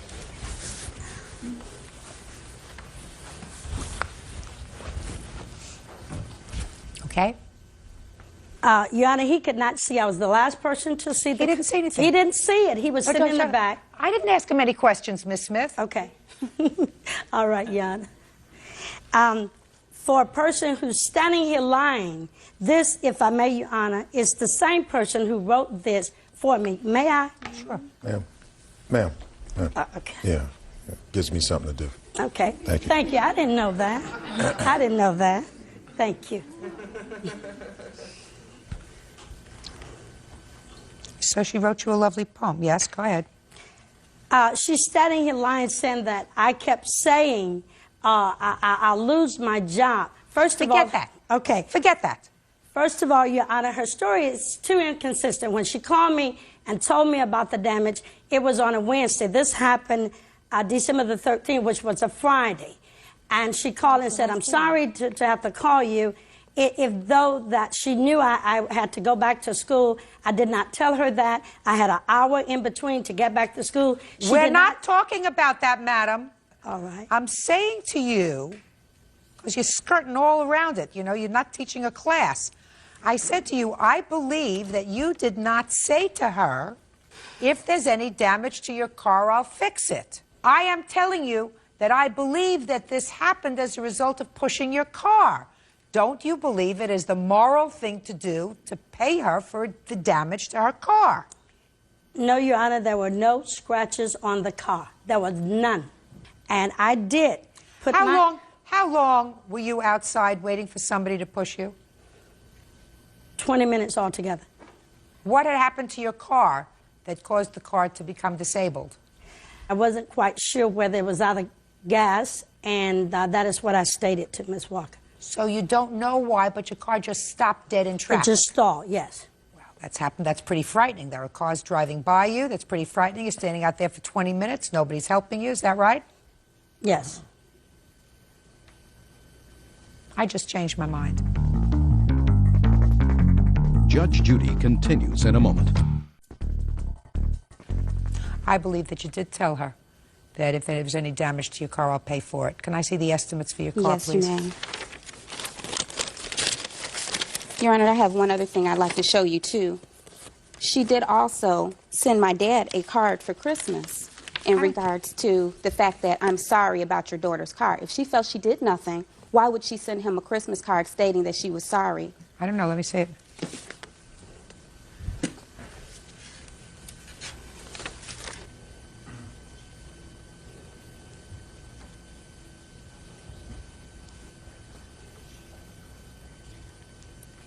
Ms. Smith, let me tell you why I changed my mind about you saying to her, if there's any damage to your car, I'll fix it, because you're out there in traffic, and you're very upset. Car's not moving. People are whizzing by you. Nobody's coming to your assistance. Ms. Walker came by. I believe that she first offered to help you push the car without the use of her car, just the two ladies trying to push it. You said, no, that won't do it because you're going uphill. So I believe that in the excitement, you might have said to her, I'll push it. If not, morally, you should take the responsibility to fix her car because it's the right thing to do. Judgment for the plaintiff in the amount of $398.83. Thank you. Thank Parties you. are excused. You may step Your out. Honor. Yes. I also had rental car expense. Okay. Thank you. Quite welcome. Parties have been sworn in. Judge, you may be seated. Ms. O'Neill, you and the defendant were engaged to be married, and according to your complaint, the defendant used your credit cards. You had not given him permission to use the credit cards, and he racked up bills in excess of $5,000. Correct. The defendant says that he had the right to use your credit cards. You had given him permission. Correct. You have a counterclaim, sir, that it's a whole potpourri of stuff. You claim that you put a lot of money in a truck that she kept and some other stuff, which you will explain to me later. Miss O'Neill, when were you and the defendant living together? He moved in late September. And tell me about the credit cards. The credit cards are in my name and my name only. The credit cards had a zero balance, and I took the defendant once to go shopping for his children for Christmas presents. I was aware of that and I'm not disputing those charges. And we also had put a down payment on my ring on that same credit card. He said it was his responsibility, and so when the statement came, he would make the payment directly to the credit card company. He'd give the envelope to me sealed, and I would mail it from my place of business, and so on and so forth. He took the bill sealed? He took the bill. He sealed, and I'm assuming opened it to pay it, but I never. But you never opened the bills? I didn't see the bill because, again, it was his responsibility because it was presents for his children and, again, for the deposit on the ring. I didn't see the statement because I had nothing on there at that time. And, Your Honor, I really do feel like this matter was something that was brought forth premeditated. I think that he... Okay, so let's get to the story, and then we'll discuss whether it was premeditated or not. Okay. I had the credit cards put safely in my bedroom because I was not going to be... Well, so far you had one credit card that he used. What about the... You said right. Now you had There's another a second credit card. that had gotten mailed to me that I did not use anything for. We took one trip to Tahoe that we did use. And again, I'm not disputing those charges. We charged about $150 that weekend. So what had happened was I placed the Visa in the headboard of the bed, and then when the MasterCard came, I also put it with that as well. When did you discover that there were excessive balances on the credit card? On March 27th, I received a notice that there was a certified letter at the post office waiting for Jason that was for a storage unit that I had had my bed in that had all of his other belongings in it. So I was a little suspicious because obviously it wasn't a Christmas card, it was probably an eviction, and that means that he was back a couple months. So I confronted him that evening, and I asked him, how are we doing on the bills in general, my ring, the storage, little things like that. He said, oh, honey, we're caught up, we're fine, and he also got offended that I would even ask him something like that. So he was at that point lying to my face. So that morning when he left for work on the 28th, I went through a side of his bed that there were drawers that he kept a number of receipts and tax return information. When I found the credit card statement, I noticed that I also found forged receipts that have my name forged in his handwriting, and also a lot of the receipts in his possession matched my credit card statements with an outrageous balance. So what was the balance? The balance on the credit card was almost $6,000. That was the Visa, and the MasterCard was about $1,500. You have those statements? Yes. I'd like to see them, please. Did you want to see the forgeries too? Yeah. Okay. These are the receipts, and then these are some information along with my copies of my time card as to... No, just give me the receipts, please, and the balance that you found on each of the cards.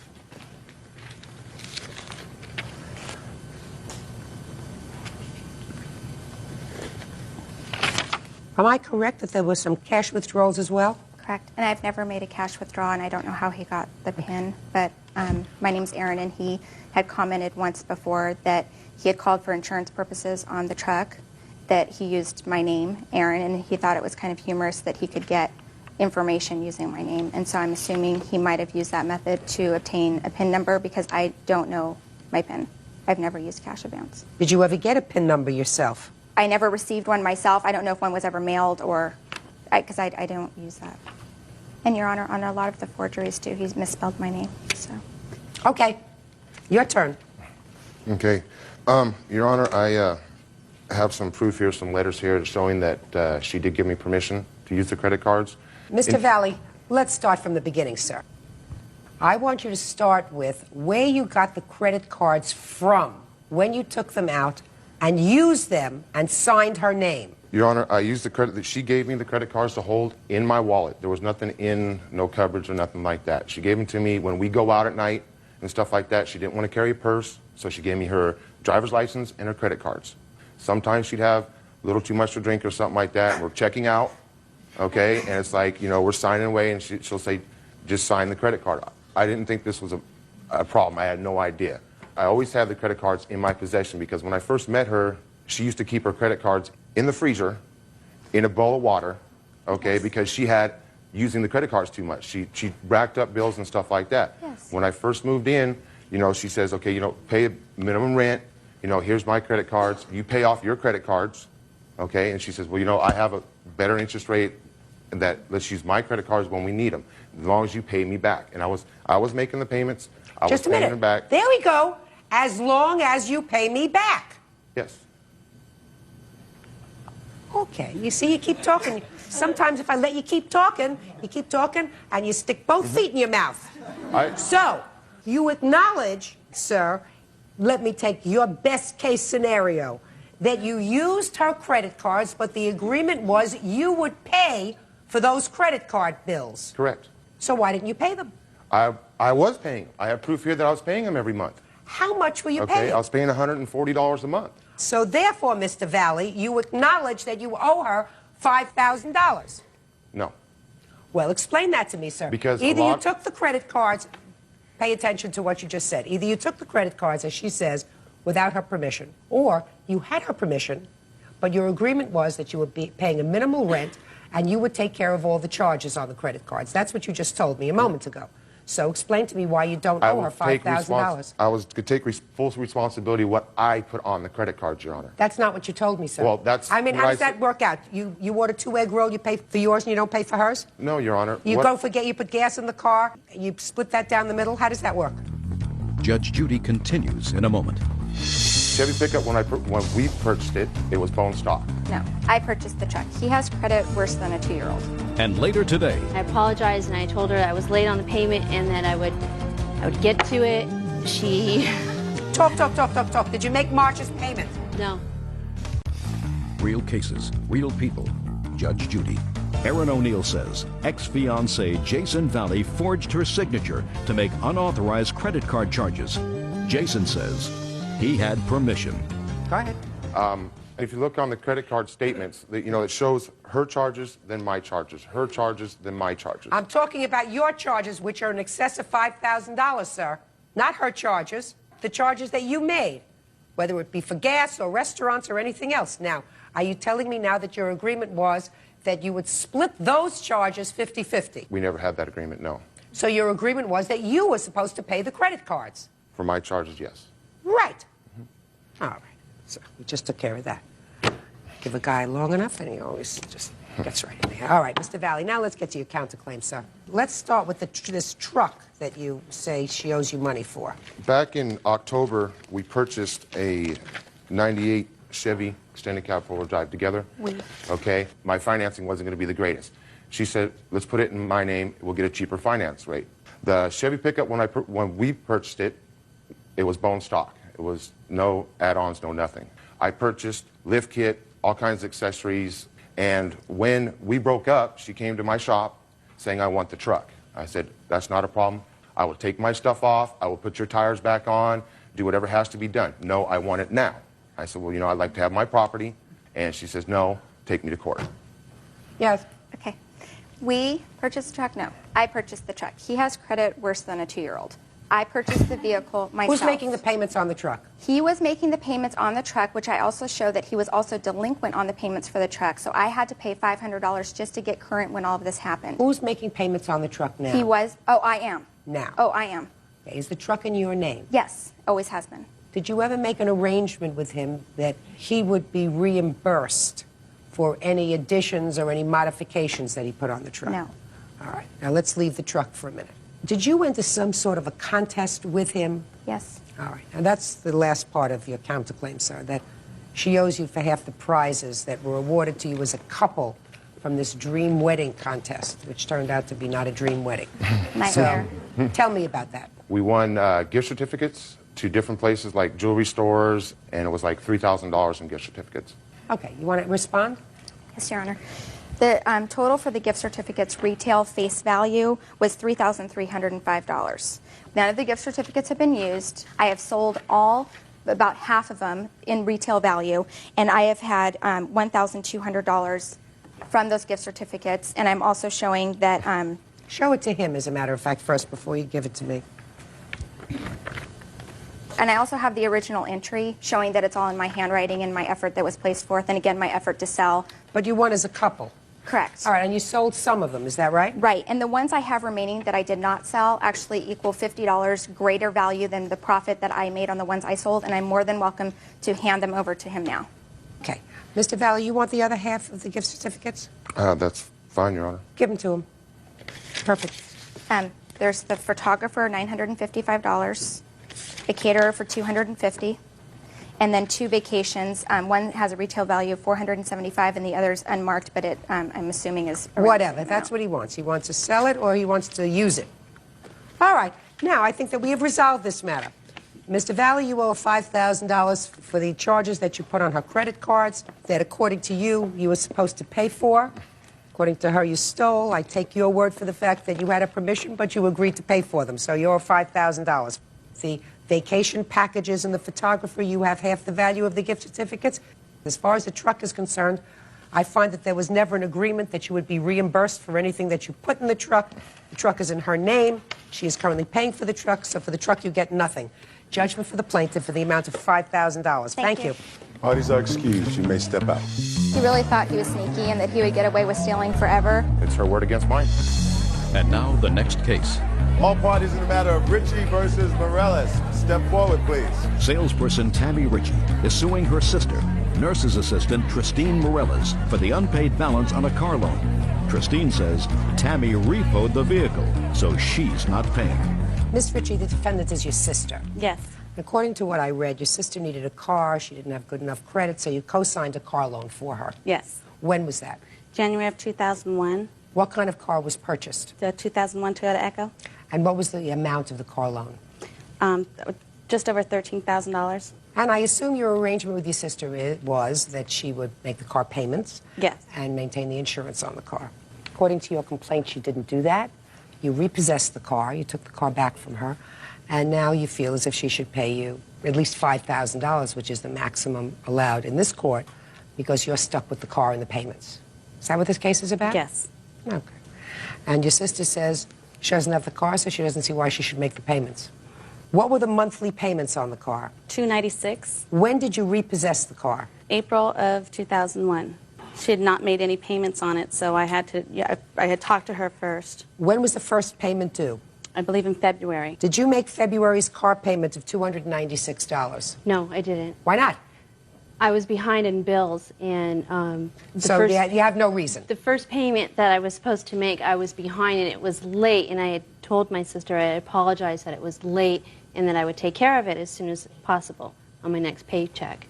Did you finally pay that car payment? No. What about March?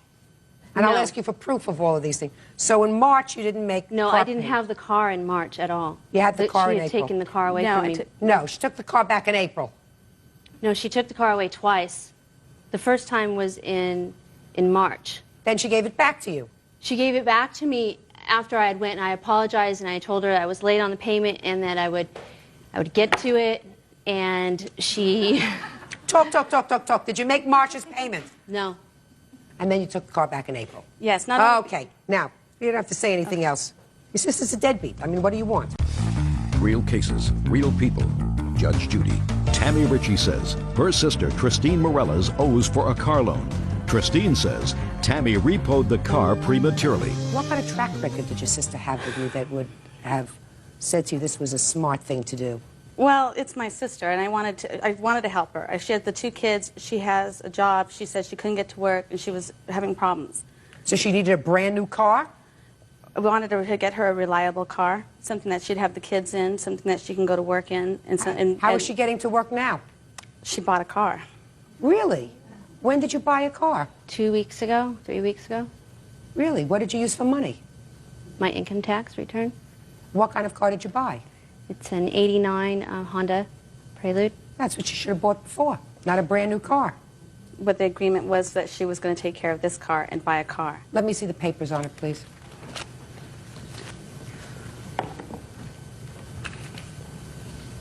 You want all this? Yeah, let me take a look at it. There you go.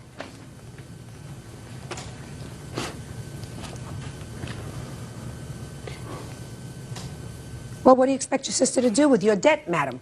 What do you expect her to do with your debt?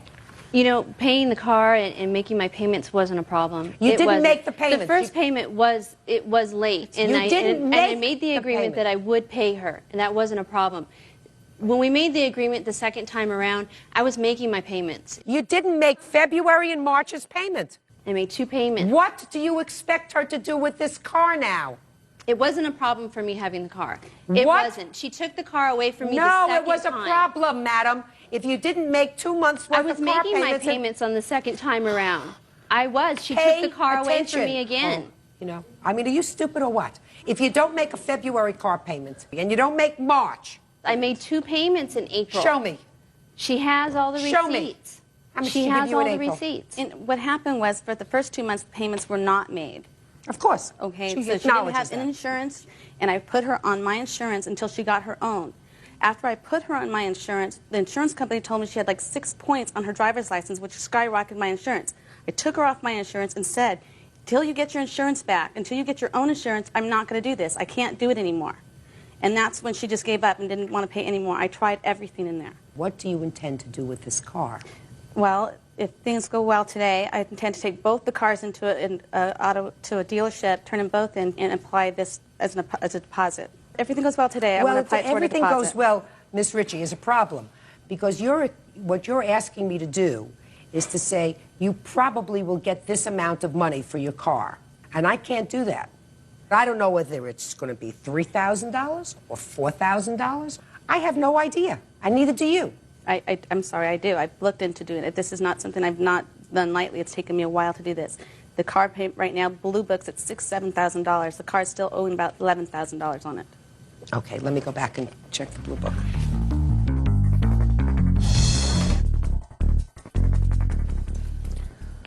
The old trusty Blue Book, $7,700 in fair condition. Good condition is $8,825. So let's say it's $8,000. Did your sister give you any money whatsoever towards the car? $300 total. Okay. Your Honor, on the Blue Book value, that's maybe Blue Book, but you can't trade it in for that value. Listen, I can do the following. I can make an award for you today of $440. She gave you $300. She owed you $740. And then what you can do is you can go and sell the car, and then you can refile your lawsuit. What is your pleasure? I can't speculate. I will sell the car. Parties have been sworn in, Judge. You may be seated. Ma'am, have a seat. Miss Michaud, according to your complaint, you and the defendant had at one time been friends, and then there was some sort of a tiff over a boy. But there came a time when you were sort of having a girls' beauty day. You were at a friend's house. The defendant was there. Everybody decided to color their hair. According to you, the defendant applied a hair dye on your hair. Is that right? That's correct. And then you stayed home, and she and some of the other girls went out to get some other products. They were gone for a couple of hours. You rinsed out the hair dye. Everything was fine. They came back. The defendant put a conditioner on your hair, and then all your hair fell out. Right? Correct. So you are convinced that she put something in this conditioner that caused your hair to fall out? Yes. What kind of hair product did you use? Was it a product that you had used before? The Yes. dye? The dye was the exact same dye as I had used 3 months prior to this. The same one? The same color, the same everything. Okay, and how long did you leave it on? 45 minutes, like it said on the box. And you rinsed it out? And I rinsed it up. And then you just sat around the house and waited for them to come back? Well, I was watching her daughter. They stopped at McDonald's or something, I don't know. I was watching her daughter, and I was just rinsed the conditioner, well, the dye out of my hair, and waited for them to get back. And then What happened when they got back?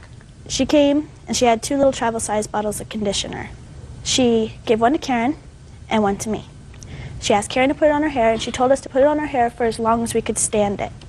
Now, I'm not sure what that meant, but once we put the conditioner on Well, her did hair... you look at the travel-sized bottle of conditioner?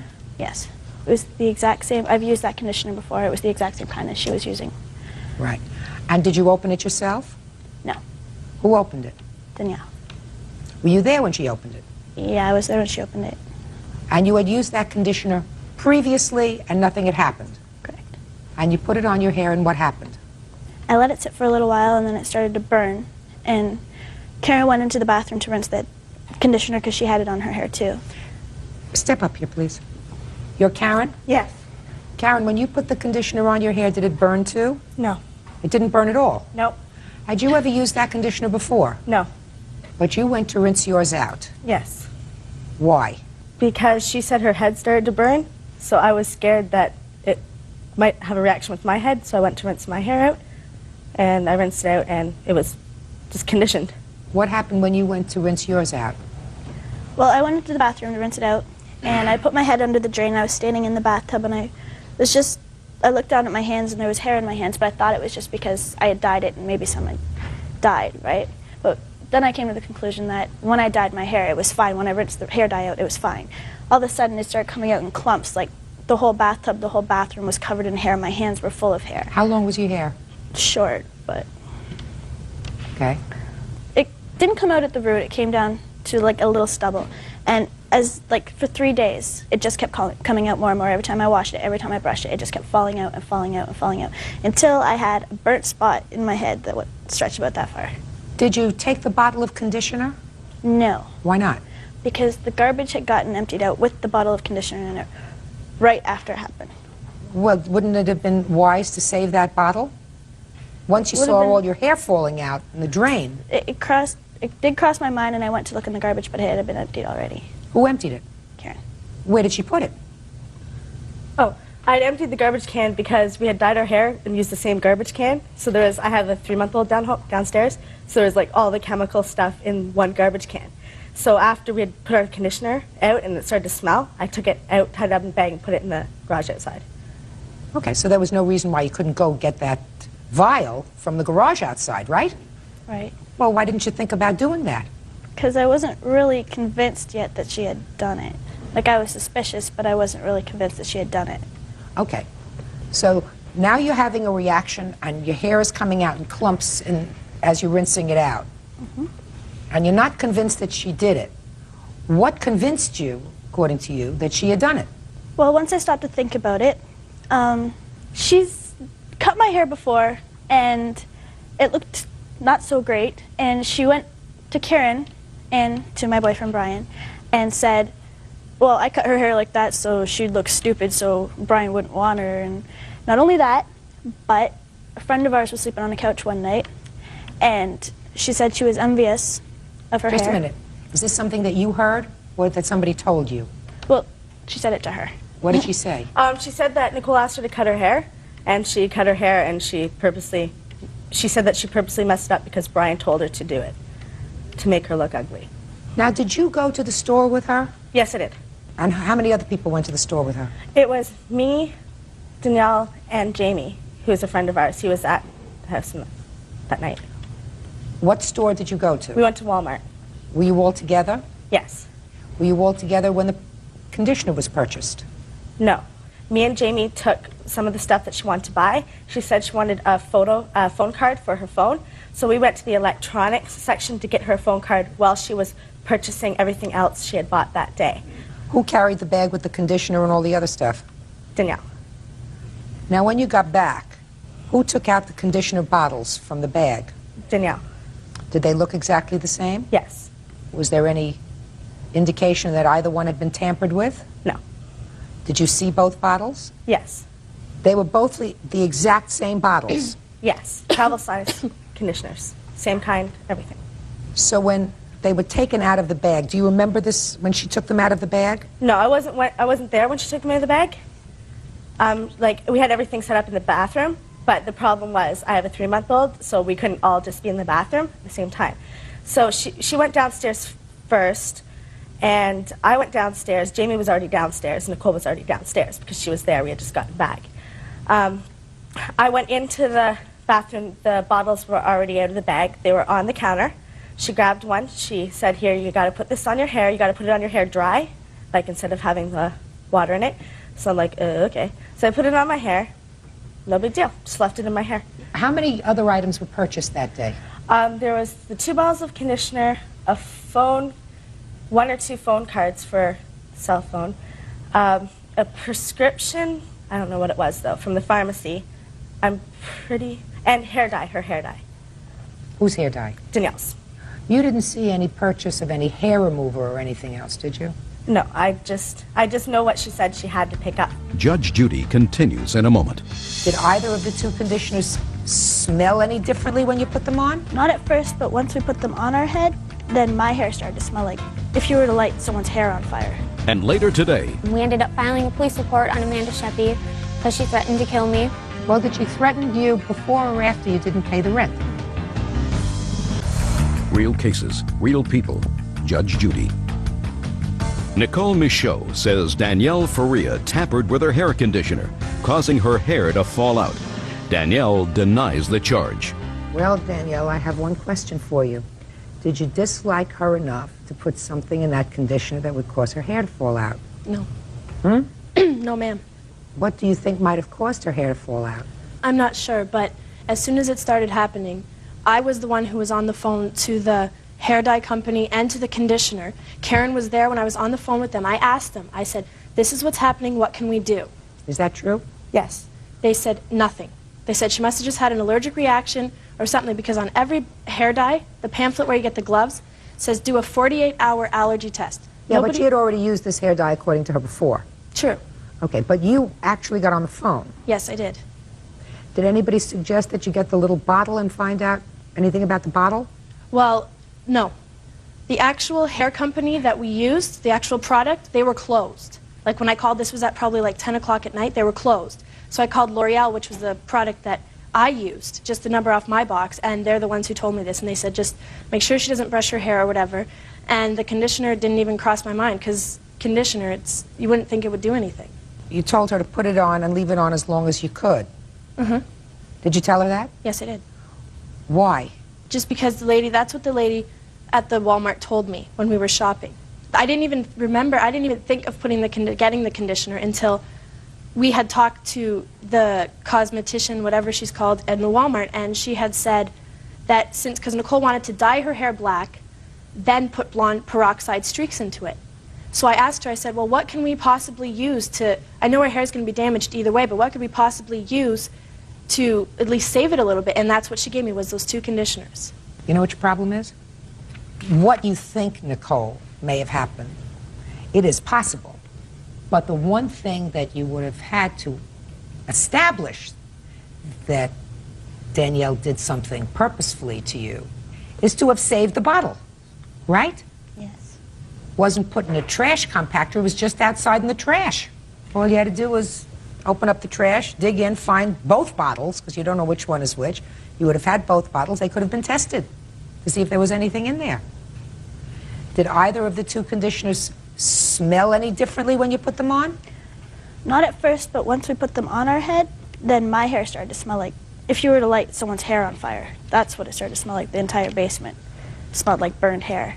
And hers smelled fine, just smelled like regular. And hers smelled fine? Yeah. What kind of dye did you put on your hair? Same as hers, nice and easy.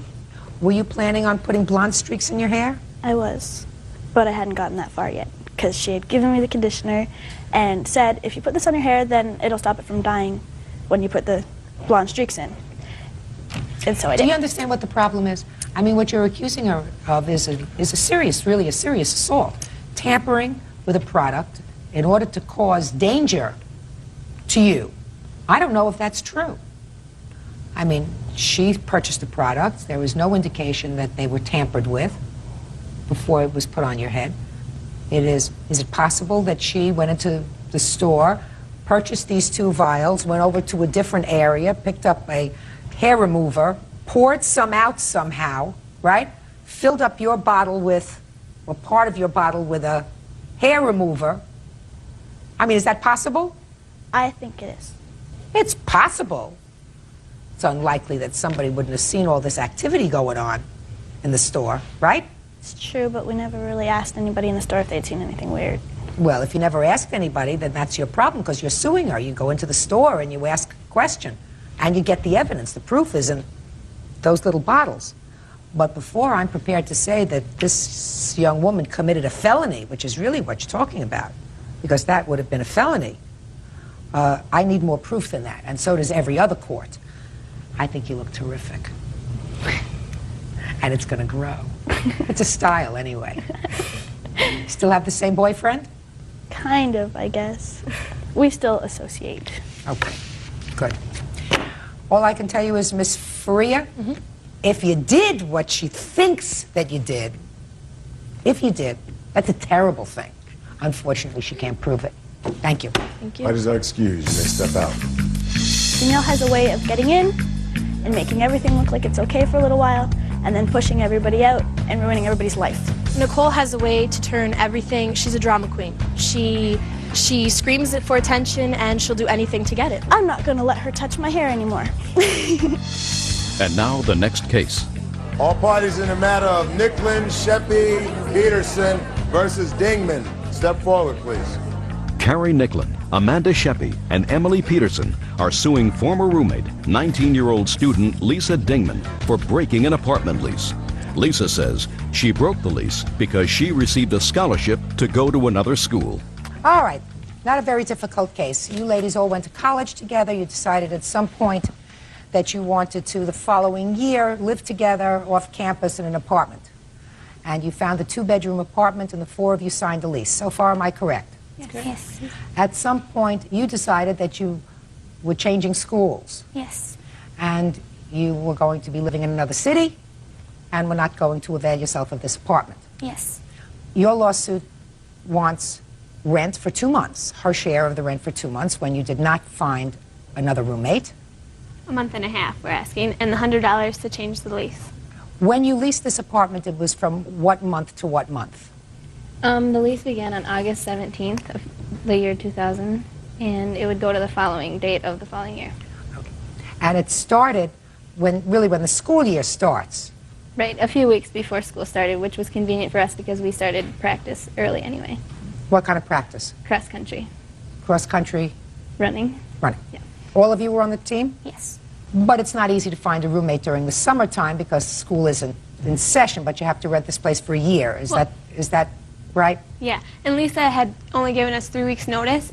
No, don't ask. I just answer my questions.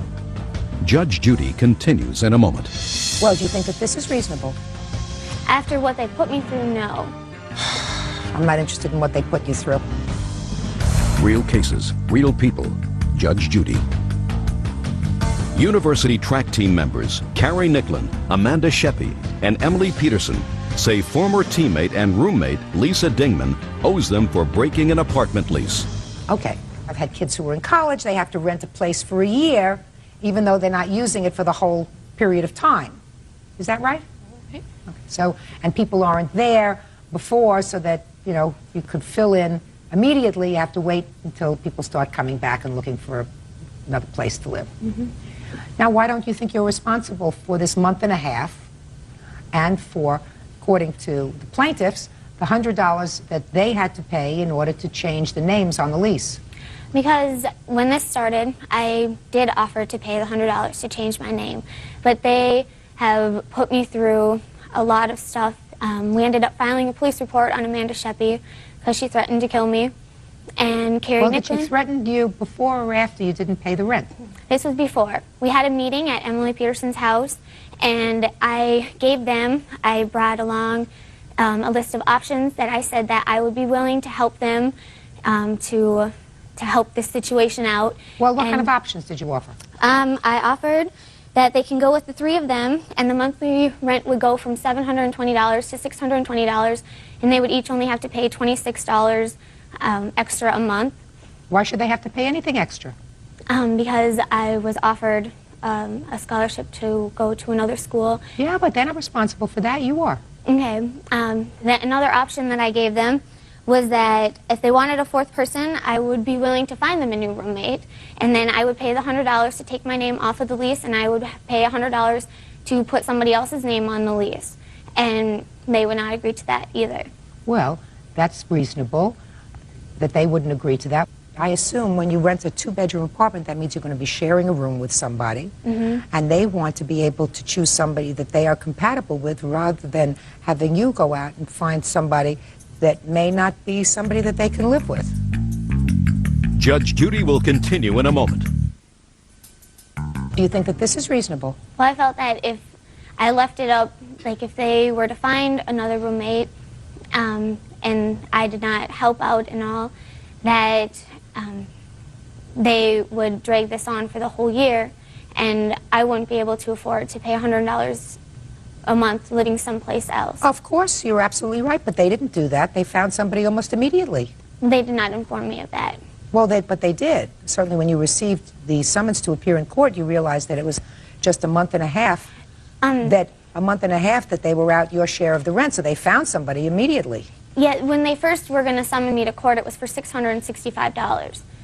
And that I did not think was reasonable at all. Well, do you think that this is reasonable?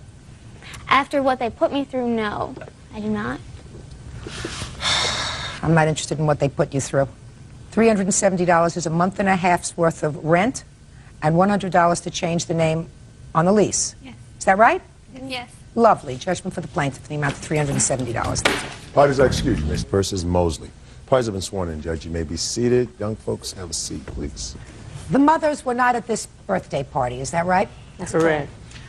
But from what I read, and I will speak to the children who were involved, you are suing Miss Mosley because, according to your complaint, the actions of her son caused your daughter to break her foot. That's correct. And you are suing her for $5,000 for sordid medical bills and, I assume, some part of that for pain and suffering. Is that right? Correct.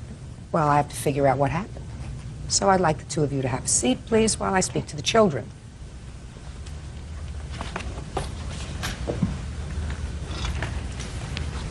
You're Felicia. Yes, ma'am. How old are you, Felicia? I'm 12. And whose birthday party was this? One of the kids there, but I don't know their names. I was invited by my mom's friend's daughter. And I gather that they had in the backyard one of these enclosed things where you go in and jump around? Yes. I've seen them. My grandchildren have them at their parties.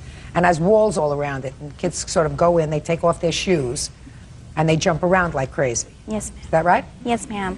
And you were in this apparatus, and Devon was there. Yes. How many other kids were in the jumping apparatus? A couple of them, but some couldn't go in there because they were wet, because they were swimming. So tell me what happened when you were inside.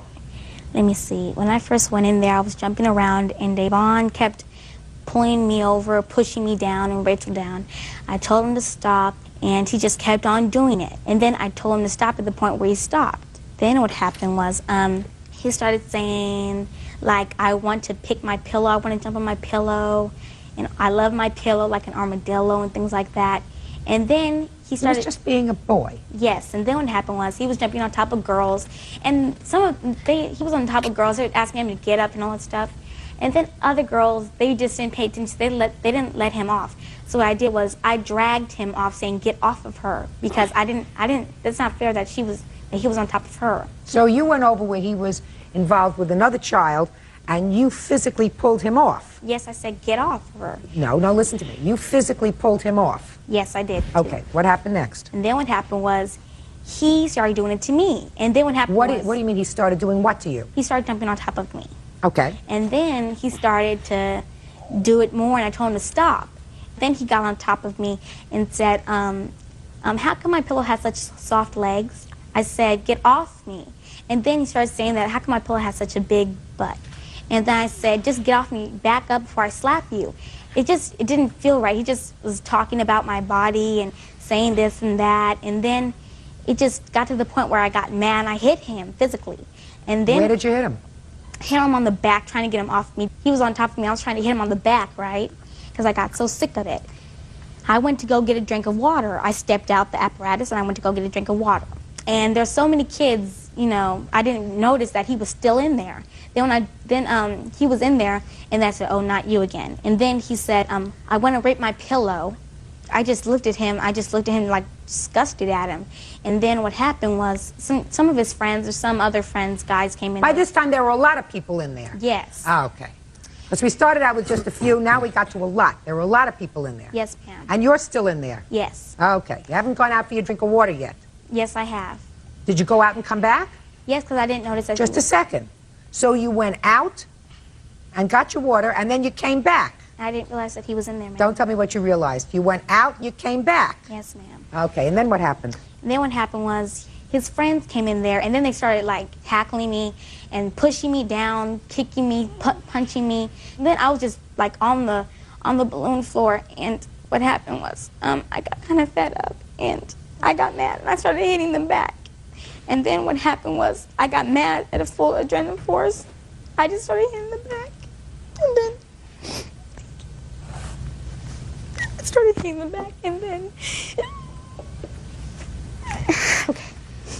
And then I just hit them. Felicia, I want you to hold on a second. Okay. And try to compose yourself. You want to take some water? Fine. Okay. Now, Felicia, they were pulling you. No, they were like hitting me, punching me. Where were they hitting you and punching you? They were like on the right side of the balloon. They started hitting me and pushing me. I don't know if the adults saw me. I'm not talking about pushing. That's what you do inside those things. You push everybody down and you jump on top of them. I mean, that's what that stupid thing is for. I'm talking about punching. Yeah, they hit me. They kicked me. I saw Davon. They hit me. They were wrestling me like you do on TV. And then what happened was Davon. That's his friends. Right. And then Davon, he was doing flips on me. He missed me several times or more. And then he started coming at me, towards me. And I kicked him away from me. I pushed him because I got mad. I started hitting his friends in self-defense. And then when I was leaving, someone said, look behind you. I looked behind me. I saw a foot come at me. And so when I went to when I touched the ground, I saw my foot go like that and it bent. And while I was crying and suffering, they were all, okay, I'm going to say a couple of curse words.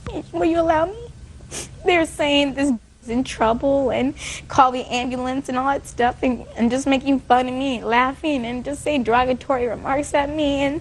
And then when they lifted me up, and put me on a chair, I saw behind me and he was just playing a Game Boy. And he didn't even apologize.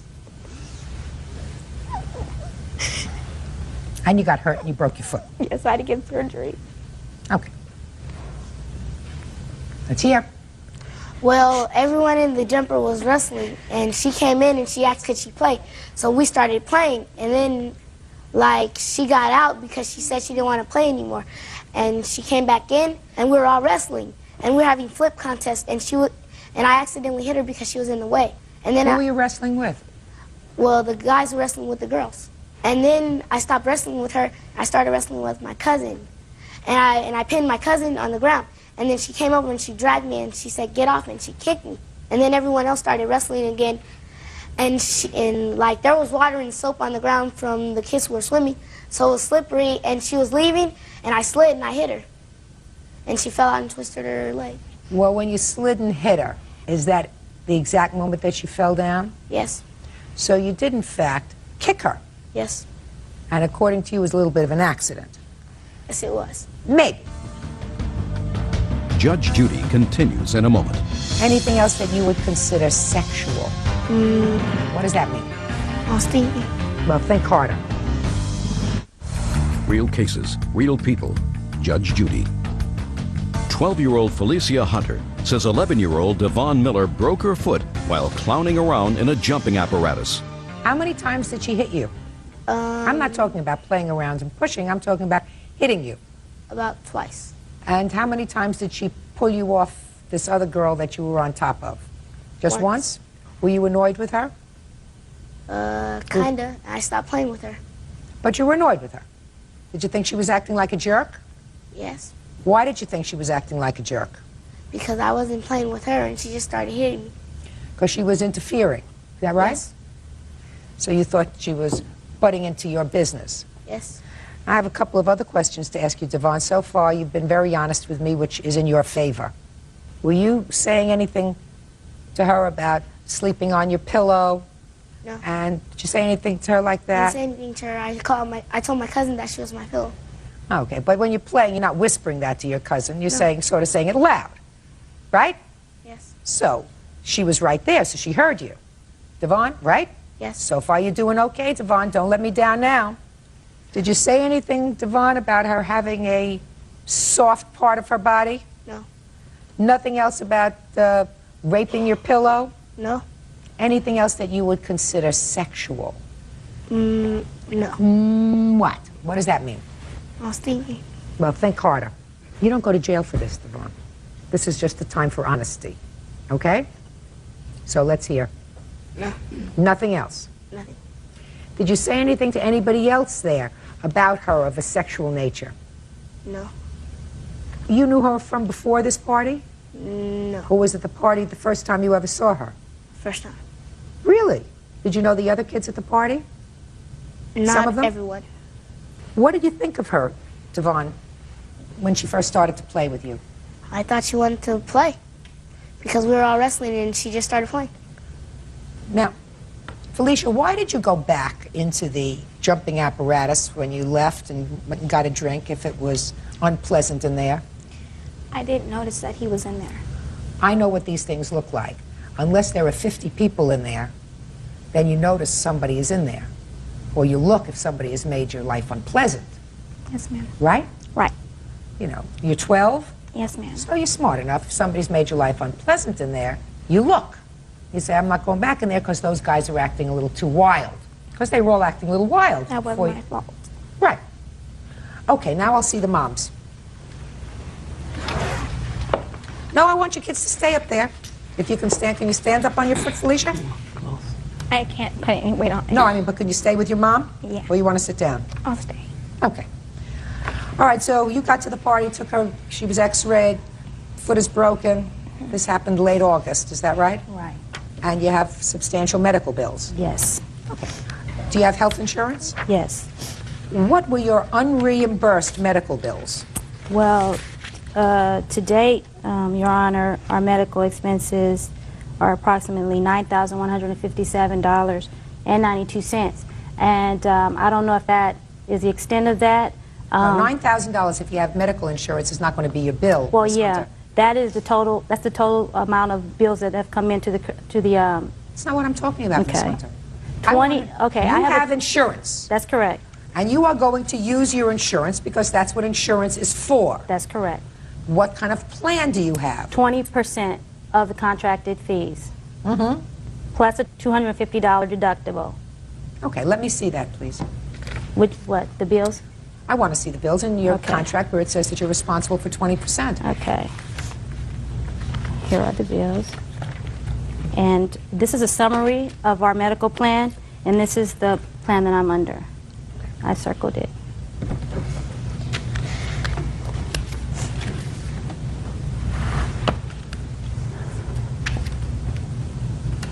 Okay. So your office visits, you have the $10 copay, is that right, for your office visits? Yes. Okay, and the hospital, you have to pay 20% of your hospital bill.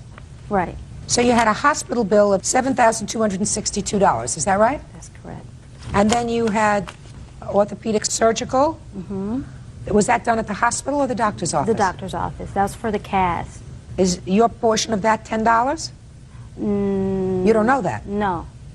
I mean, there's a tremendous bill, but that's an entire bill. Right. It says doctor's office visits are $10. When did this happen? August the 26th. Well, did you submit these bills? They've been submitted to the insurance company. Have you paid any of these bills? They have not paid. No, have you paid any of the bills? No, I have not been billed for them. Your problem, Ms. Hunter, is as follows. You want the defendant's mother to be responsible for $5,000, and I have no idea of what your out-of-pocket expenses are going to be. Well, I'm not suing. I know that my responsibility will probably not exceed $2,000. That's the 20% that I'm responsible for.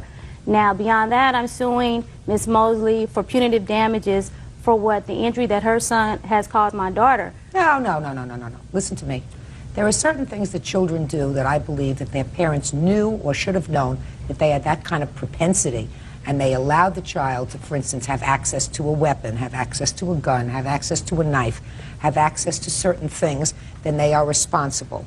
When you send your child to a birthday party and they choose and elect, at your daughter's age, she's a big girl, she's 12 years old, to go into an apparatus where kids are acting like fools, 12-year-olds, they're jumping all over each other. According to your daughter, she was the one who first put her hands on him. I mean, other than in play. She didn't like the way he was on top of another girl. She dragged him off. She slapped him at one point. Now, I'm absolutely certain that Devon, although he did a very stupid thing, didn't mean for your daughter to break her foot. Judge Judy continues in a moment. He put his hands on me and on my legs, and then he pushed towards me. That's and I fell. what kids do in that thing. You stay there for a long time. Real cases, real people. Judge Judy. Felicia Hunter says she was harassed and assaulted by 11-year-old Devon Miller. She claims it resulted in a broken foot. Now, Felicia. Your Honor, I have something to say. What? Beginning when I first entered, he put his hands on me and on my legs, and then he pushed towards me. That's and I what fell. kids do in that thing, Felicia. That's what you get in there for.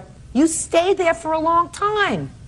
If you went in there and the kids were jumping around and pulling you down, at your age, you say, I don't like this kind of game. I'm going to go out and find something else to do at this birthday party if you didn't like that game. You know that. We're not playing pin the tail on a donkey here. You know, that's a nice quiet game that kids used to play. They don't play that anymore. Now they rent these big apparatus and kids go in there and they act like fools, but you're 12 years old. If it was getting too rough, you get yourself out of there. I'm not blaming you for breaking your foot, but I certainly don't believe that he intended to cause you to break your foot, or more importantly, that his mother had any notice or any knowledge that he was going to do something that day to injure somebody, and nor did she provide him with the apparatus to do it. You understand? If a parent, for instance, leaves a set of car keys in the car and leaves a 6-year-old in the car, and the 6-year-old manages to turn on the car and drive, and the car starts to roll and they injure somebody, then the parent is responsible for the action of the 6-year-old or the 8-year-old or the 10-year-old or the 12-year-old.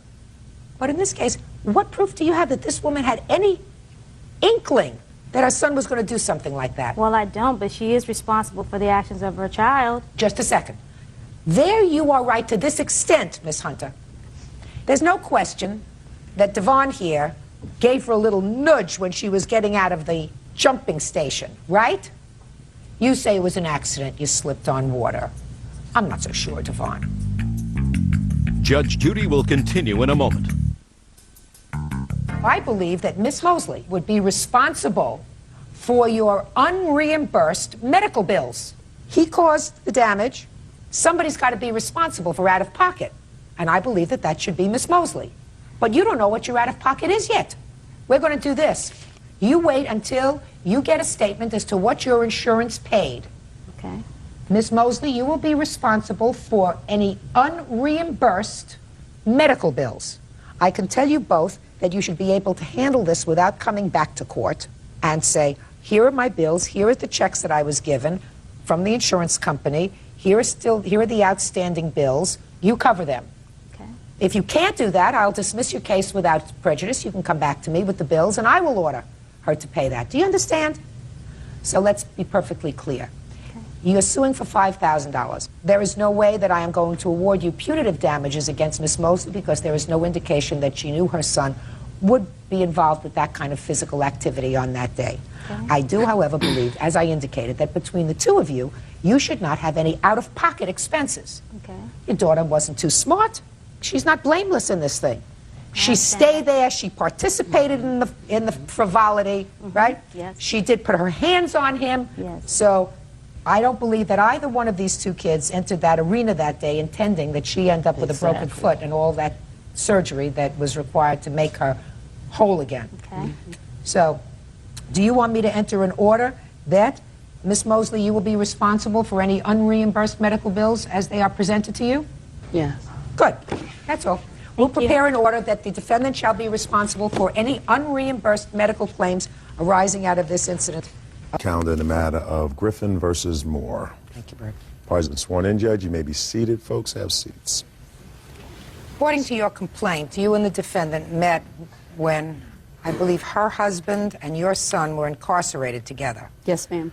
Your complaint alleges that you developed a friendship and you allowed the defendant to charge certain items on your credit card with the agreement that she would repay you or pay the bill as it came in. Initially she did, and she stopped. And you allege that when she stopped paying, she owed you $842. That's correct, Your Honor. So when did you first meet the defendant? I think approximately about a year ago. My son was incarcerated, and he was her husband's roommate. So we became good friends, and we would go shopping at the Avenue, and every time she would charge anything, she was so good about paying it.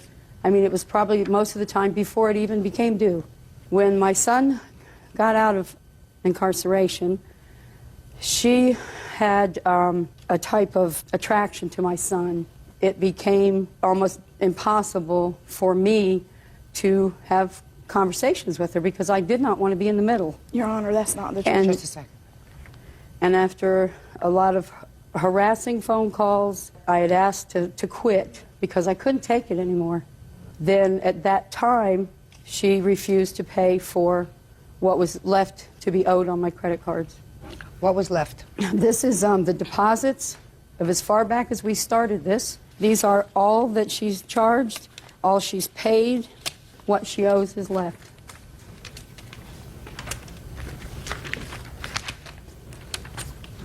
So she paid on time until October? Yes, ma'am. Till the end of October. Okay, now I'll hear you. What she said is correct as far as our friendship. Her son was incarcerated with my husband. When things went bad was because her son had a drug problem. And I tried to help him. Your Honor, this is irrelevant. Just a second. Her son asked me for a ride to the interstate. I took him to my house instead of the interstate. Miss Griffin got to my house before we did. Basically, her son had took a video camera from her. She had searched her son's coat. She pulled out the camera.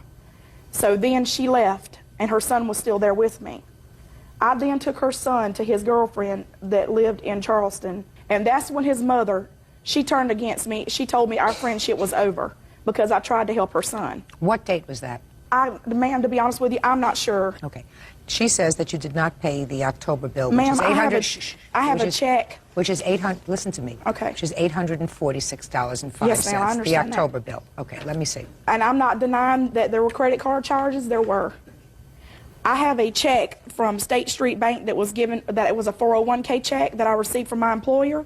I have a copy of the front and back of that check that I gave her permission to go get out of my post office box and endorse and deposit into her account. She gave me $368 back. May I see it, please? And I have it where she endorsed my name and her name on the back. That's not my signature. Because at the time I was on a medical leave, she knew that my money was a little tight. I told her to take the check to pay for the bills because I never missed paying her. I'm just trying to find the date on this, when she endorsed it. It was on 10/27 on my, it's on I think the second or third page of my bank account statements, and you'll see right next to it where I cashed a check for the exact amount and gave it to Miss Moore at my home right in front of my husband. There'll be a witness to that. Her husband has never been present. Just a second. We've made any charges or any money exchange. Just a second. So what you're telling me, Miss Griffin, is that at the time your friendship was coming to an end, the defendant gave you a check, which you did in fact cash, in the amount of $1,012.99. Yes, ma'am. And you gave her the entire amount of money. Yes, ma'am.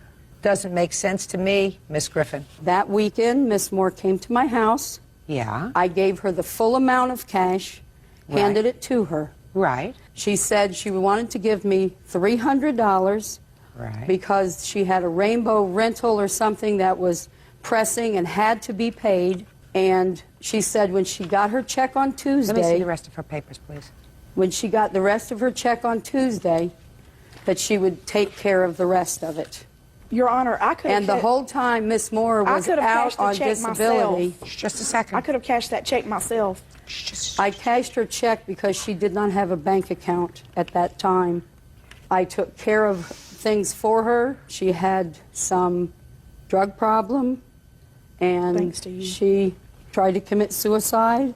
Not interested in that. Well, Your I mean, Honor, I that was is there not true. taking I care just of her. I police reports didn't want to turn my back differently. on her.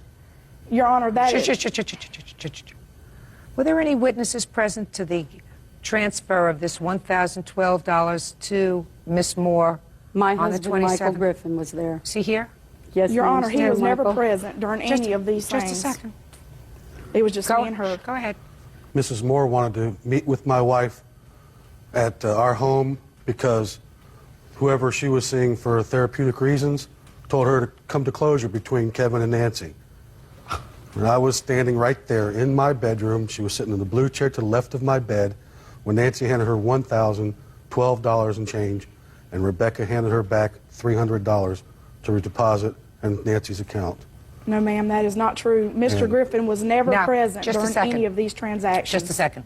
I don't see whether she was given credit for the $300. On the first page, every deposit that she made to me is on the left. Every bill that I wrote to the Avenue or any of my other credit cards So is what you're telling to the right. Is what you're telling me that at the time she made these purchases in October, she still had an outstanding bill to you? Yes, ma'am. Your Honor, She made- also Mrs. Griffin shopped along with me, and she had stuff on that bill as well, where our stuff was added together and not separately. That's wrong, Your Honor. If you look at my receipts, I've been very careful, and she had one receipt, and I had one receipt. Always a big mistake. Your Honor, and You know, you understand this is always a big mistake to do.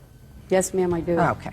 Miss Griffin, who it appears over an extended period of time, had been very good to you financially by allowing you to make these purchases when you didn't have the cash to do it. Yes, ma'am. Would all of a sudden say that you have an outstanding bill to her of $846 when you didn't? Your Honor, like I said, when our friendship separated, it was due to the fact that her son stole from me and he went to jail for a drug That's charge. untrue, Your And I Honor. have the police report here. That's when mine and her friendship went sour, because her son came to me. He asked me for help. He spent 3 days at my home when she didn't know where he was. When I told her that he had been at my home, she got very upset with me for not contacting her. What date was that? It was before Halloween. 11/3. So it was after this? No, this was the weekend prior to 11/3. Was it before or after the $1,000 check was cashed by the plaintiff? This was after. Is that right? Yes, ma'am. We were still very much a part of each other's lives at that time. She had continued to call. I said, please do not call me anymore. I got so upset that I wound up in the hospital on her last phone call. Okay. Your Honor, I believe you, sir. Listen to me. I believe you, sir, when you indicate that $1,012 was passed. Were you present when $300 was given to your wife? Yes, Your Honor. How was that given? In cash. $100 bill? Rebecca, pardon me, Your Honor. Rebecca handed back cash, $300 cash to Nancy. Not true, Your Honor. That is not true. And I have somebody You have here your with- bank records with you? No, because at the time I did not have a bank account. She was correct about that. I did not have a bank account. But I could have cashed that check myself through my employer's bank. But you didn't. But I always cash You my didn't. checks by myself. She You never said did you it had a before. witness. I'll hear your witness if your witness has anything germane. If he does. Yes, What is ma'am. your name? Alan Young. I've been a friend of Rebecca's for 15 years. Rebecca asked me would I give her a loan of $300 because she owed Mrs. Griffith some money. She borrowed money from me that night because she said she had to pay on her rent or something. So I kind of believed her. What is your rent, Miss Moore? $385. Well, even if she took all the money she owed you, you still had the $300 for rent. I understand So why did that. you need to borrow money from him for? Because I had additional bills that I owed for besides paying her. But I wanted to pay her and have her out of the way because I always paid her before the bills were due. Do you have the statement from your account, Miss Griffin, as to what payments you made on the account in November? Yes, ma'am, that would be right in those payments there. I'll be glad I to see. show You them to made a deposit on the 30th of October. Yes, ma'am. Your Honor, she was paid in full when she received that check. No, ma'am, I was not. Yes, you were. No, I don't think so. I don't think so because I see no other basis for her depositing only $300 into her checking account on the 30th Well, Your of Honor, October. I can't help if that's the only thing she deposited. She was paid. I have to make a determination based upon evidence. The evidence indicates that on or about the time that that check was cashed, she did deposit $300 into her account. So I'm entering a judgment for the plaintiff in the amount of $842. That's all. Thank you, Your Honor. Parties are excused. You may step out. The jail Monday. She is married, and at the time I had a fiance. I lost a friendship on kind of her son's drug problem. She knew that, and she was still coming on to me. She can't rule everybody. And now the next case. All parties on Gregorian versus Scoturio. Step forward, please. 23-year-old cashier Mariam Gregorian is suing former live-in boyfriend, 23-year-old salesman Scott Scoturio, for his share of a security deposit. Scott is countersuing for the cost to rent a U-Haul, storage costs, and harassment. Miss Gregorian, you and the defendant lived together. Were you boyfriend and girlfriend at the time? According to your complaint, you had an arrangement with the defendant that since he had no money, you would put down the security deposit on the apartment, and he was to reimburse you for half. For half, yes. And half of the security deposit was $600? Yes. And you also say that the time that you left the apartment, because he was threatening, you gave him an additional $200. For April's month's rent, yes. So he says that you actually owe him money because he was forced, as a result of your leaving, to hire a U-Hauler to take all of his furniture out. Is that right? Correct.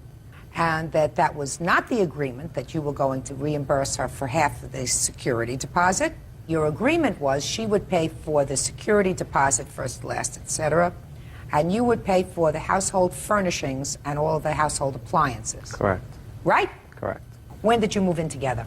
We moved in February 1st together. And when did you leave the apartment? April 2nd. And you had had an argument at that time? Yes, we did. Okay. So you were ready to call it quits, and you were ready to call it quits, I assume. Correct. Is that right? Correct.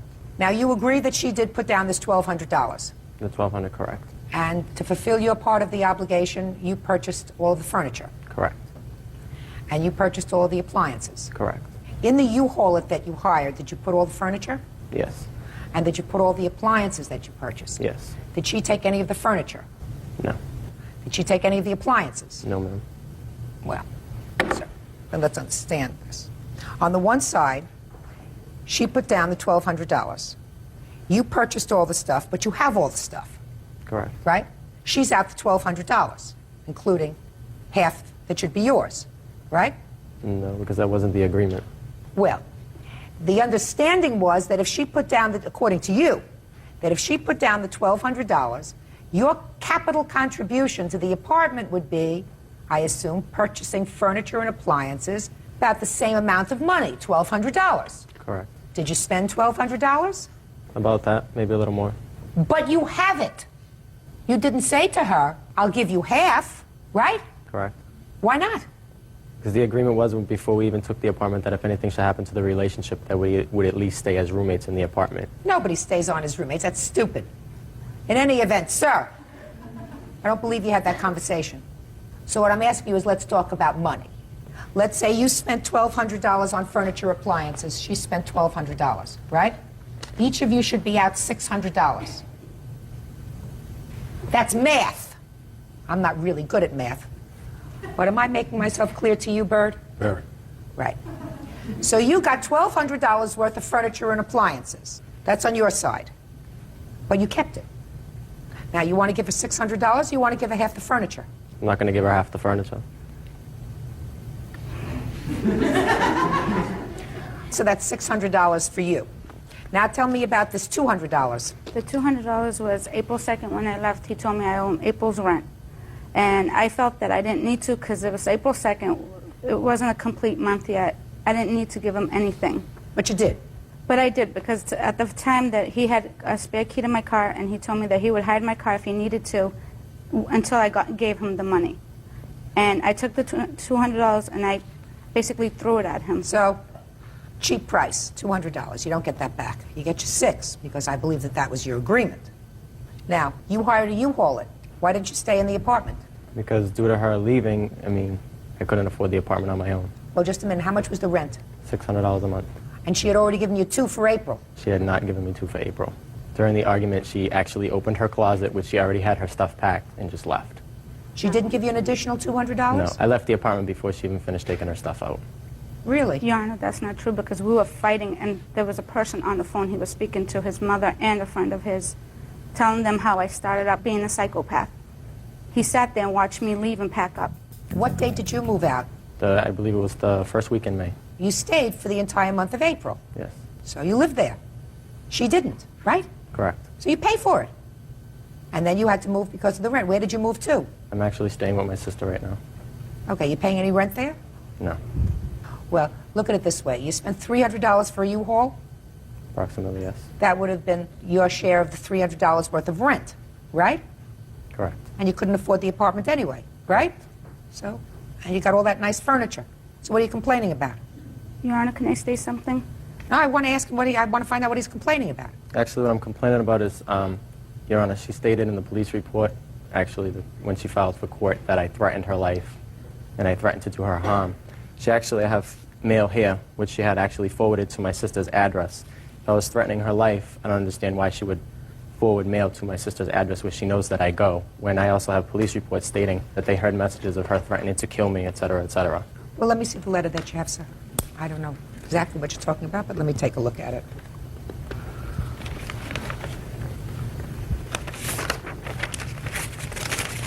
I forwarded mail to her sister's address because at the time when I had nowhere to go, she offered to take me in. That's why I did it.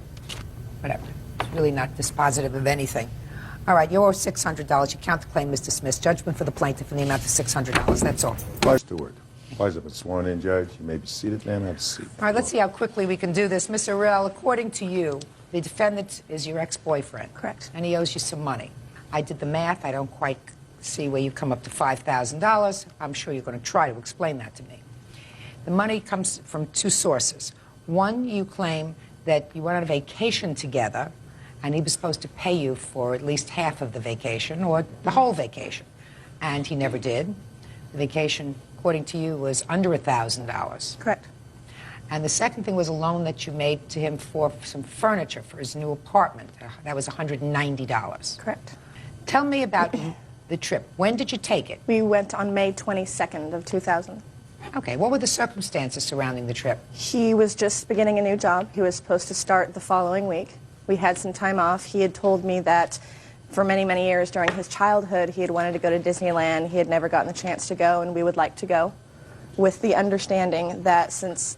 No understanding. Okay. He would like to go on the trip. Correct. I want to hear your version of the conversation. No Okay. I don't want to hear your understanding. Okay. Go ahead.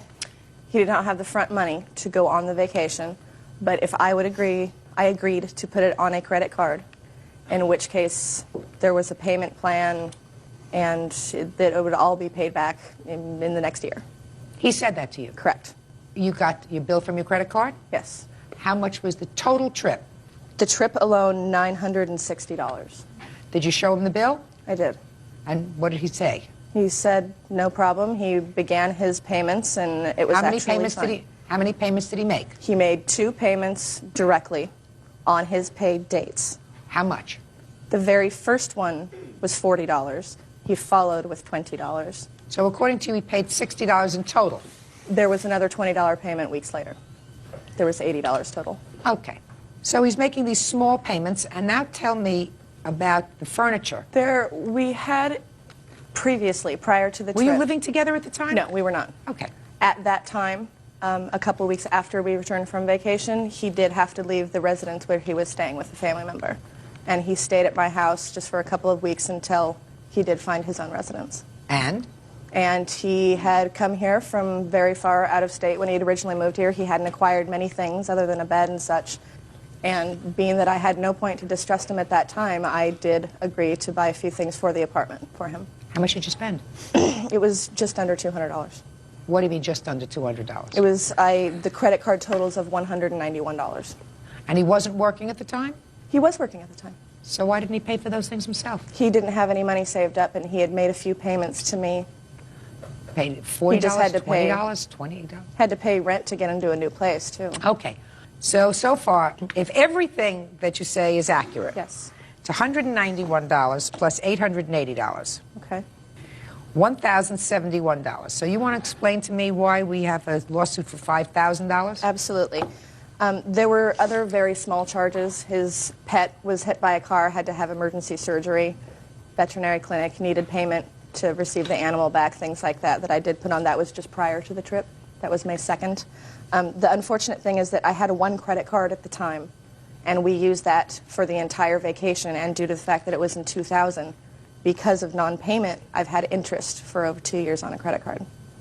Should have paid it off. Which he agreed to. You should have paid it off. You're right. Right. If I had the money, I would. You're right. Shouldn't have gone on the trip if you didn't have the money. He didn't have the money, you didn't have the money, then you don't go to Disneyland. You don't go to Fantasyland if you don't have, neither one of you have the money. It's difficult to turn down a somewhat free vacation with someone that you do trust. I did trust him very much. No. Listen to me. Okay. When did you meet him? January. You met him in January. Yes. You're going away in May. Correct. Right? January, February, March, April, May. Did he have a job in January? The entire time, yes.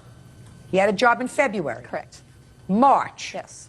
April? Yes. So why didn't he have any money? You told me he was living with relatives. That was kind of the problem. He never seemed to have any money. Well, then I don't know. I would begin to scratch my head if I were an intelligent girl. I did shortly thereafter. Well, you do it shortly before you expend money. You're right. I mean, you wanted to trust him. The fact that you wanted to trust him doesn't mean that you had any cause to trust him. Right. We had a rapport built up. He'd borrowed very small amounts in the past, and he paid them back immediately. I had a lot of trust in him at the time. Well, so then maybe if he borrowed small amounts, he paid them back immediately. Maybe his answer to your lawsuit has some validity. Mr. Stewart, what's your answer, sir? Your Honor, I'm sorry. Your Honor, we went on this vacation, all right? We started going out on Valentine's Day that February. It was supposed to be like a gift to me, okay? Why would you make a gift of a trip to you? Well, Your Honor. Don't be an actress, please. Okay. Your Honor, I love her very much, all right? And I think she felt the same way back to me. And I thought it was just, you know, she knew I was getting stressed out at my job. She was getting stressed out, and she told me it was the happiest place on earth. So, so we decided. Judge Judy continues in a moment. I mean, I just have a hard time seeing how, you know, a $400 trip to Disneyland has accumulated to $5,000. It hasn't. Okay. Only in her mind. Only in the fantasy of her own mind. And later today. I had a lady from Protective Services show up at my door. There had been a conflict at their home, and I was under the impression Teresa was hit, and that's why she came to stay with me. Real cases, real people. Judge Judy. Kimberly Orell says ex-boyfriend Robert Stewart owes for an IKEA shopping spree and for his share of a trip to Disneyland. Robert says Disneyland was a Valentine's gift. Why didn't you have any money to go? I just relocated to Oregon, and I guess I just really don't know how to manage my money that well, especially at the time. And were you using drugs? No, ma'am. Well, if you were working, you were living with relatives. Yes, ma'am. Right? And you weren't spending a lot of money on the plaintiff. What were you doing with your money? Well, I really wasn't making that much money at the What kind in the of first work were you place. doing? We worked at a detox detention center together. I didn't Were you really- working 2 jobs at the time? Shh, I don't speak to him. All right. Let us say that the two of you should not have gone on this vacation together if neither of you had the money. So let's say you split this vacation. Well, in that case, Your Honor, I mean, I would say that if you did have an agreement like that, it would be a $400 trip. And we got back, and she was having a hard time paying her credit card. I gave her almost $400 to help her out with her credit card in the first place. Did you? Yes, Your Honor. You have any proof of that? No, I don't. When did you give her $400, sir? She said you gave her 80. It was just over a period of time. Like I give her $50 here, $50 there. Really? I mean, Do just you to help her remember? out. You remember all those times, Mr. Stewart? Yes, ma'am. You got a pretty good memory. Well, it's just, I mean, $400, that's not that many payments of $50. Was it cash or checks? It was cash. Are you speaking to him? I'm sorry. I'm sorry. I mean, I just have a hard time seeing how, you know, a $400 trip to Disneyland has accumulated to $5,000. It hasn't. Okay. Only in her mind. Only in the fantasy of her own mind. Okay. All right. We talk about furniture. You're talking about pots, pans, teacups. What about that? Your Honor, most of this stuff, she was staying with relatives at the time as well. And she asked me to hold on to it at her place because she had it in storage. I had it in my place. As soon as we broke up, I helped load it up in her car for her, and she took it all back. What about stuff she bought? Do you know? She bought a couple things like plates and such, and, you know, we got it from like one of those dollar stores where they sell plates, you know. And I mean, she did buy stuff for me, but I was under the impression it was a gift. You know, Did you ever tell her that you're going to pay her back for it? No, ma'am. There was I no don't meeting believe of that the you did minds. either. Ma'am, I have a witness also. I'll hear you witness. Okay, thank you. Tell me your name. Heather Walker. All right, Miss Walker, tell me what you know. I witnessed a conversation at my home between Mr. Stewart and Kimberly, where he very clearly stated that he knew he owed her a large amount of money. He was going to pay her. Well, tell me about when that happened and under what circumstances. It would have been about a week after my birthday of that year because Kimberly and I weren't able to be together. When's your birthday? July 11th. Okay, so in July, you witnessed a conversation. Tell me what you best recall of the conversation. That they'd visited for about a half an hour. They were going to leave and go to a restaurant. Mr. Stewart said that he did not have cash on him and would Kimberly mind paying for this, whatever they had eaten, and he promised to pay her back. Now, what did he say? He said, I'll pay you back. He said, I will pay you back. I'll pay you back. Yeah. I'll give you your money back. She made sort of a sarcastic remark about, like the other money that you paid me back. Right. That's about the end of the conversation, but except for he got a little bit defensive because I asked him why he hadn't been paying. He said, you know what, I don't want to fight about this. Kimberly's already been giving me some guff about it, and I will pay her back. And did they go out for dinner? Yes. And I assume you paid. Right? Yes. No, I don't recall that conversation at all. I don't recall you paying me $400. Listen to me. Don't speak to him. Okay. If you wanted to speak to him, you shouldn't come here. Can I submit a few things to you? I'm not interested in the few things that you want to submit to me, madam. Let me explain something to you. You had a romance that ended 2 years ago. Yes. Put a period and move on. Judge Judy continues in a moment. And later today, Do you see your daughter, Teresa? No, Your Honor. Why not? Well, she lived on bad terms, and until she gets her act together, Your Honor, I don't want her in my house because she's a danger. How's she behaving in your house? She's a handful. real cases, real people. Judge Judy. Kimberly Orell says ex-boyfriend Robert Stewart owes for an IKEA shopping spree and for his share of a trip to Disneyland. Robert says Disneyland was a Valentine's gift. I believe that if the two of you took a stupid vacation together when neither one of you could afford to go on a vacation, the two of you ought to pay for it. I do not believe, Mr. Stewart, and even if I tended to believe that you gave her more money than you said, you had no proof that you gave her more money than you said you gave her because, according to you, she said to you, let's go on this wonderful trip together. You don't go on a trip if you can't afford it, so you have to pay for half the trip, $480, and I give you credit, sir, for the $80 that she says that you paid her back, which means that you owe her $400. Then we get to the quote-unquote furniture. I get the sense that you wanted to help furnish this little apartment for him so that he would be comfortable. Certainly, even if I believe you, and based upon what I've just calculated, I did, he owed you, according to you, $960. So he makes a $20 payment on $960, and you don't look like an unintelligent young lady. He had promised, according to you, to pay the whole thing back in a year. Well, if he makes $20 payments a month, that's going to take him a lot longer than a year to pay off $960. Well, then you're still going out for dinner with him, and according to your witness, still paying the bill. All not very smart. When your head is ruled by your heart, sometimes you do foolish things. And all I can suggest to you, Miss RL, is that you put a period and move on. Judgment for the plaintiff in the amount of $400. That's all. Parties are excused and they step out. I think it's pretty bad that, you have to go to court to solve some problems that can be solved at home. Let this be a lesson to people. Don't ever lend anyone money. They'll twist it and return it. And it's just going to be a bad situation either way. There was no money owed, so there's no payments to be made. Don't lend money to your firstborn. It doesn't matter who it is. Don't do it. You'll get hurt. And now the next case.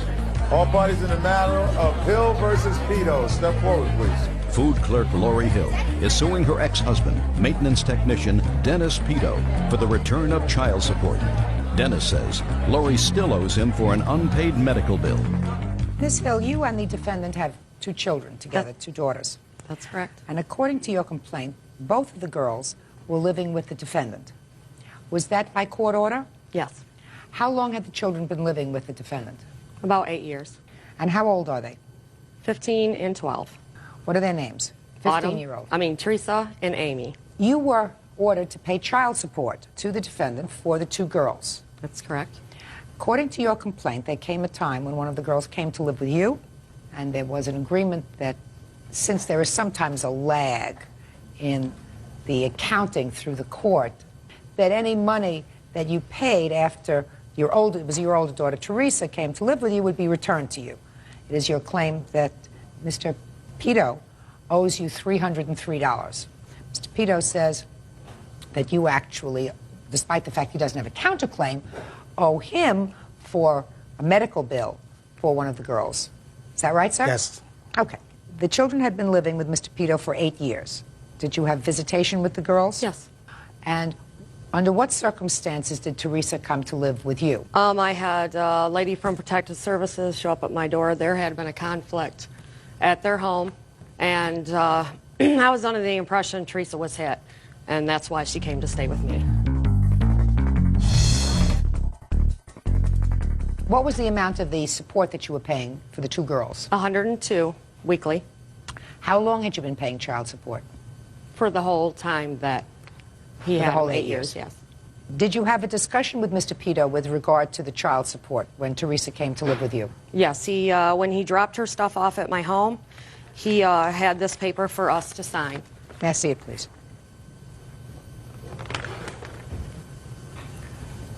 Thank you. Okay.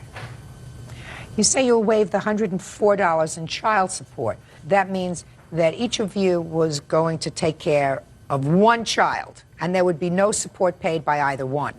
Is that right? That's right. And that is dated 12/4/01. Was any money taken out of your check after the 4th of December? Yes, I have all my... Is that the $303? Yes. Do you acknowledge, Mr. Pedo, and let's not get to the medical yet, that the plaintiff paid child support beyond whatever these debts are of $303 that you received after December 4th? Yes, I do, Your Honor. Okay. Now tell me why you think that you shouldn't have to give that back to her. Well, Your Honor, when I made that agreement with her, after that I realized there were still pending medical bills from when Amy had her asthma attack on September 2000, and there was a $1,700 bill. And at that time, she was still required to pay 36% of that $1,700. And after talking to the medical staff that was billing me, she told me that most of it might be taken care of, but at the very least, there's still going to be a $212 balance. What do you mean most of it was going to be taken care of? What does that mean? Well, because between her insurance and my insurance, they're trying to see who's the primary and who's the secondary. And before that's settled, and when I have to pay the bill, I want to make sure that she doesn't have any more outstanding bills. So what you're saying is you signed this document, and afterwards you realized that there may be some money owing for a 2-year-old medical bill because the insurance hasn't been sorted out yet. Is that right? That's right. Mr. Peter, when you get your act together with regard to how much money you think Ms. Hill owes you, and all the insurance claims have been submitted and ultimately resolved, you have the ability to go in and file a claim against her if she still owes you any money. In the meantime, you have to return the $303 that you accepted from her after you signed this document indicating that you would not be taking any money from her, she would not be asking you for any money, you were both going to assume full financial responsibility for each of the girls that were in your custody. Okay? Now, that's easy. Do you see your daughter, Teresa? No, Your Honor. Why not? Well, she lived on bad terms, and until she gets her act together, Your Honor, I don't want her in my house because she's a danger. She's 15 years old. How's she behaving in your house? She's a handful. She's a handful? Yes, she is. Got a feeling that you got the easier end of the bargain at this point. Is that right? Your Honor, I've had custody for those girls for 8 years. And versus Henry. Parties have been sworn in, Judge. You may be seated. Ladies, have seats, please. Ms. Olivencia, it is your claim that the defendant, who you hardly knew if you knew at all, on 2 separate occasions assaulted you and attacked your car. For some reason you are only suing for the attack on your car. The defendant says it was you who assaulted her and her car, but you have no counterclaim. Is that correct? Yes. All right, where did this happen? The first time? First time it happened on May 11th at the Worcester County jail. At a jail. What were you doing there? I went to go drop off my friend Janika at 6 o'clock, and I went to pick her up at 8. What was she doing there? She went to go see her boyfriend. Had you ever seen the defendant before May 11th? I've seen her like 2 times. Did you ever speak to her? Never. Okay. So did this initial assault occur on the way going to the jail or when you went to pick up your friend? When I went to go pick her up. Who was with you? My cousin Maria was with me and her daughter. And now you can tell me what happened. Okay, I was sitting in the car waiting for her, for Janika to come out. Stephanie Henry then comes out of the jail and approached me, started yelling, cursing at me. Anyways, I noticed she was getting hostile, so I turned on my car and I was going to turn around to go, and that's when she pulled my hair, started slapping me. How did she pull your hair? How did she pull my hair? From this side. She approached me. I was in my car. And the window was open? The window was open, yep. So she came and she pulled your hair. What else? I was sitting in the car, she pulled my hair, and I tried to get her away from me. My cousin was screaming. The correctional officers came outside. They ran outside. They tried to separate us. At that point, How did they try to separate you? Were you still in the car? I was still in the car, yeah. Okay.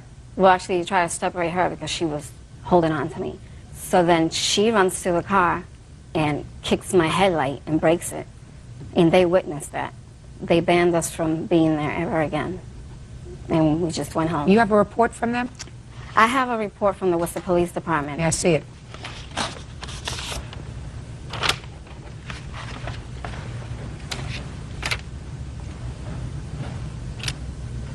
What's this blackened out part? Well, because they don't let me see what where she lives, or the police station did that. This says that you talked about a group of males that surrounded your minivan. That was afterwards. Was that at a different location? Different location. Okay. Because I know there were 2 incidents. All right, so after she was separated from your car and she kicked your headlight in, did she leave or did you leave? I left. And your friend, did you wait for your friend? She never came out. All right, Miss Henry, you want to tell me about this incident? Yes, Your Honor. I was coming out of the administration building like everybody has to do. You leave out of the administration building. I was standing there holding my 1-year-old son in my left hand, okay? I was waiting for my son's godfather to come pick me up. I was standing there. A woman walked by me. I did not have any cigarettes on me at the moment, so a woman handed me a cigarette. I was smoking a cigarette with my right hand and had my son in the left. That's nice. I noticed Miss Olivencia walk in the building. I noticed they came out and went into the car with another girl and a young child. Then I noticed she came out of the car and went back into the building. I don't know, I assume it was to look for Miss Cruz, but she went back in the building, she came back out, she got in the car. She proceeded to drive away. Okay, at this moment, I'm standing there smoking a cigarette, holding my son. I flick the ash on my cigarette. She reverses, does a 3-point turn, comes back, and says, "Excuse me, what was that?"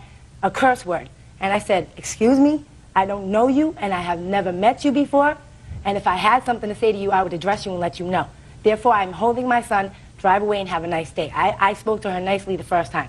She started cursing at me, calling me these rude names, talking about she knows who I am, she knows where I live. I'm like, well, I have no idea who you are. I've never seen you before in my life. She then steps out of her automobile, comes over to me, approaches me with my child in my left hand, I remind you, and she's pointing in my face, and I'm like, you need to get in your car and drive away because I don't know you and I'm holding my son. And I don't play around like that with a baby in my hands. She kept cursing. She proceeded to get back in her automobile. As she was doing so, she grabbed my hair. I have a scratch right here. Unfortunately, Your Honor, I was unable to have my pictures developed to bring them here. For my evidence, I had a bruise on my knee, on my right knee, from the fact that when she had grabbed me by my hair and pulled me towards the car, my knee was hitting her door because she was pulling me. And of course, I'm going to defend myself with my child in my hands. And I'm going to try to get away because at this point, I didn't know if she was going to try to drive off while I'm holding my son. Okay? No correctional officers came out and broke anything up. She drove off after she let go of my hair. And she went to turn again, and as she turned again, because you can't go to a certain point and restrict the area, you have to turn back and go out of the parking lot. She turned again, she came at me to try to hit me with my child. So I'm defending myself, moving out of the way, and as I move out of the way, my foot kicked her blinker, the tail light. I have a report from the Worcester County House of Correction saying that she did not care about the blinker, she didn't want to press any charges at that time, and that was the end of that.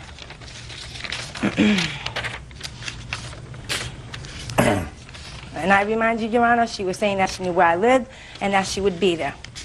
Okay?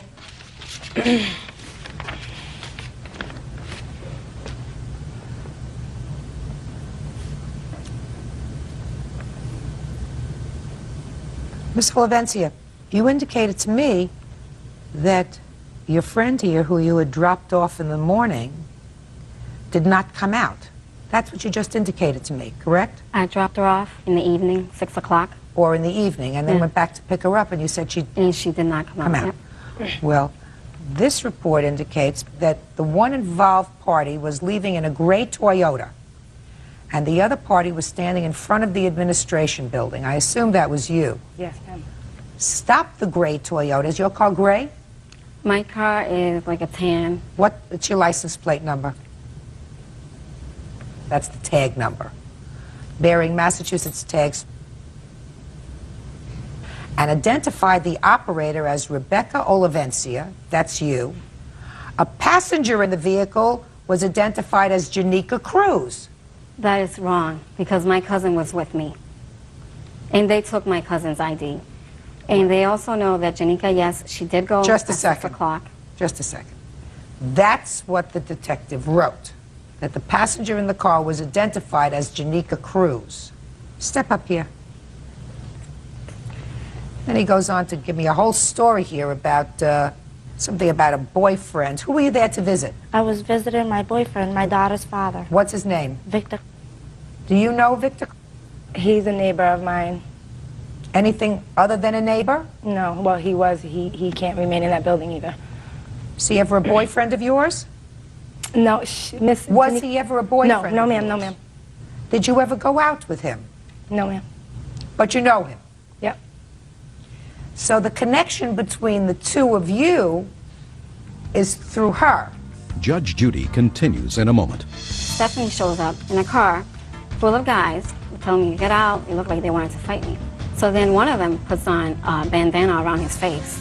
And then he started like putting his hand in his pocket like if he had something, like a gun or something.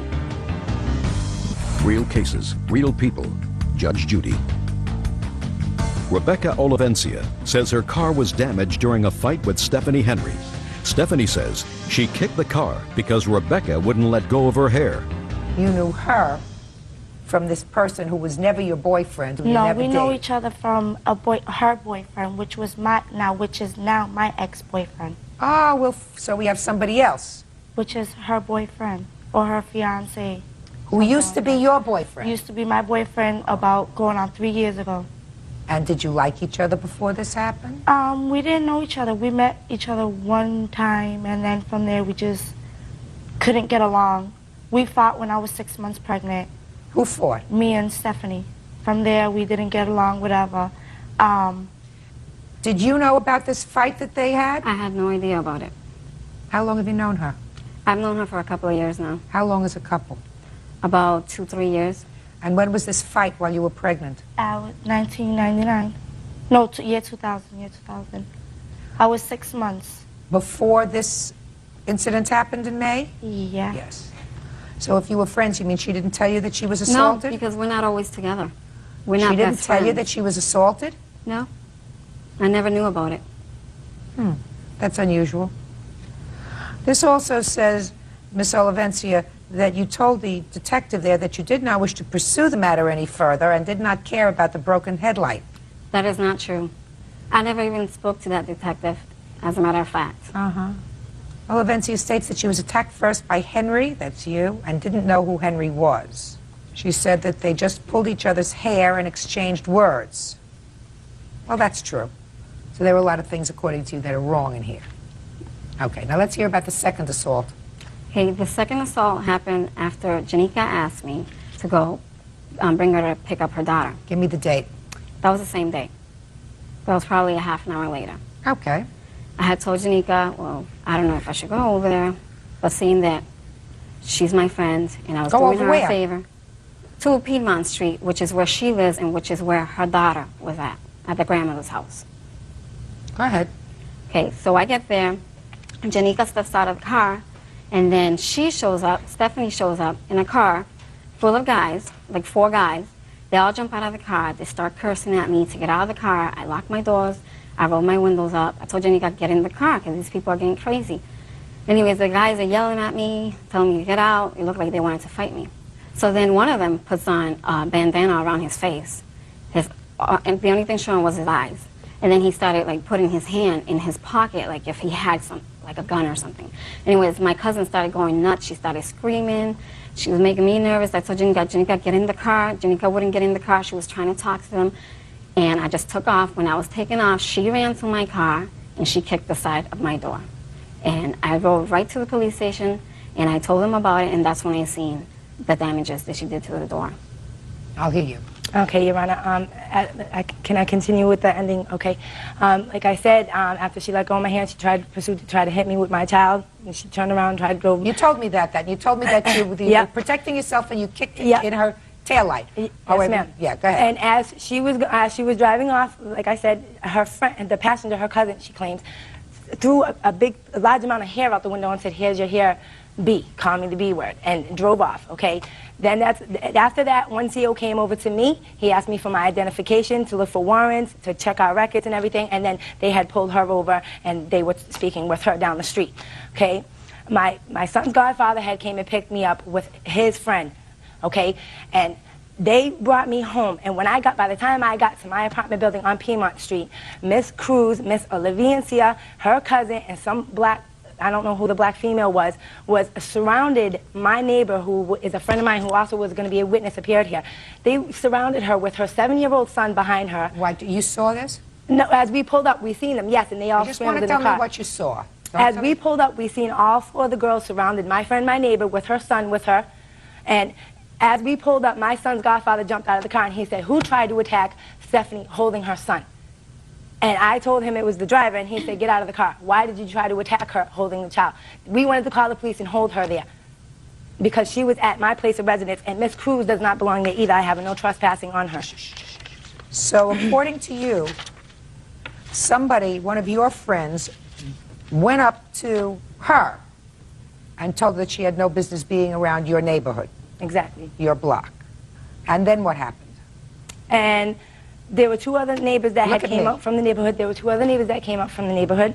And Miss Olivencia was cursing at one of them, calling him stupid, or saying things to the person. And he got And where very was she upset. sitting or standing? When She was in her calling- car with her window down a little. Okay. Go And ahead. she was telling him, shut up, he was stupid, cursing at him, and he was the one that damaged her car. I don't know who, he's a neighbor, he lives in the neighborhood, I don't know his last name. I spoke with Janika Cruz about this. She says she didn't want any involvement in this. I said, well, I don't know who they were, because she said that Mrs. Olivencia wanted it for her insurance company. And I said, well, I don't know who those 2 men were, because they were from the neighborhood. They were trying to help my other witness that was there, the girl that they surrounded that they tried to jump. They came out and they tried to stop them from jumping her. Okay, she wasn't jumping anybody. She was in her car with the window rolled Before up. she got into the car, Your Honor. But then she was in the car. Yes, but then before- she, just listen to me, but then she was in the car. When she's in her car, she's not surrounding anybody. Judge Judy continues in a moment. Whatever you did to each other in that parking lot, or whether you started to pull her hair, you went to her house, and that was stupid. Real cases, real people. Judge Judy. Rebecca Olivencia claims Stephanie Henry kicked her car during a fight outside of a men's prison. You say you have a restraining order against her? Let me see it.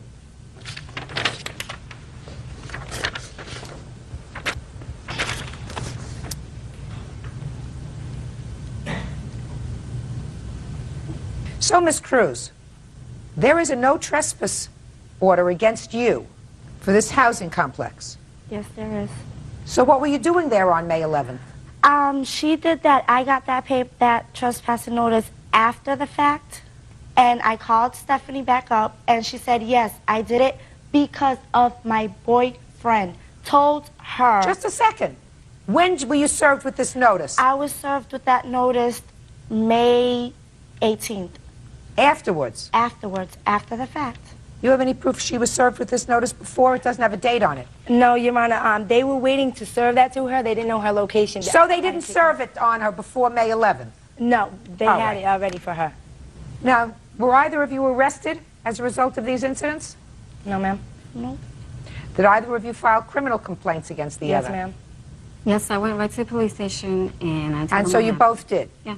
What happened with those cases? We dismissed that. Why? All we did was pull hair and smack each other. That was it. I don't think we deserved to get a record over that. So. And why did you dismiss it? I have 3 children, Your Honor. It's very hard for me to go to court all the time with 3 children. How old are your children? 7, 2, and 1-year-old. Where is their father? Mr. Wilfredo Ilaraza is incarcerated, and the other father I'm not with. When I see the damage for the taillight only, please. Can I have the pictures of the How other? many children do you have? I have 1. I have the pictures of the other damage. I'm not interested in the other damage. Okay. I have a feeling that both of you ladies deserve each other. You had no business being at her housing complex after this kind of incident. true. So whatever happened to you, you deserved. Do you understand? I mean, I'd like to throw you out entirely because it sounds to me as if you both behaved badly. But I find no excuse for you kicking her blinker. Your Honor, I was trying to move away. No, baloney. Full of baloney. Moving away. Then you move away. As Move I away was and moving, kick is something else. She tried to hit me, Your Honor. Listen to me. Move away. Walk to someplace safe when you I have went your like baby this in your with my hand. son, Yeah, and I my know. foot I hit her understand. I blinker. understand. Believe me, madam. I understand. Mm-hmm. Judge Judy will continue in a moment. Get out of here. Parts is $101. Body labor, $195.20. That you'll pay for yourself. Ridiculous. A, whatever you did to each other in that parking lot, you did to each other. Whether you started to pull her hair or she started to pull your hair, both acted like idiots. My problem is that after this altercation, you went to her house. I didn't go to her house. To her apartment complex. And that was stupid. It was. So if your car got damaged going to her apartment complex, you pay for it. You pay for your own stupidity. But I find that you had absolutely no reason to kick her car. I also find that this is an inflated estimate of repair. So I'm going to give you the cost of the parts, which is $101.26. You paid to have it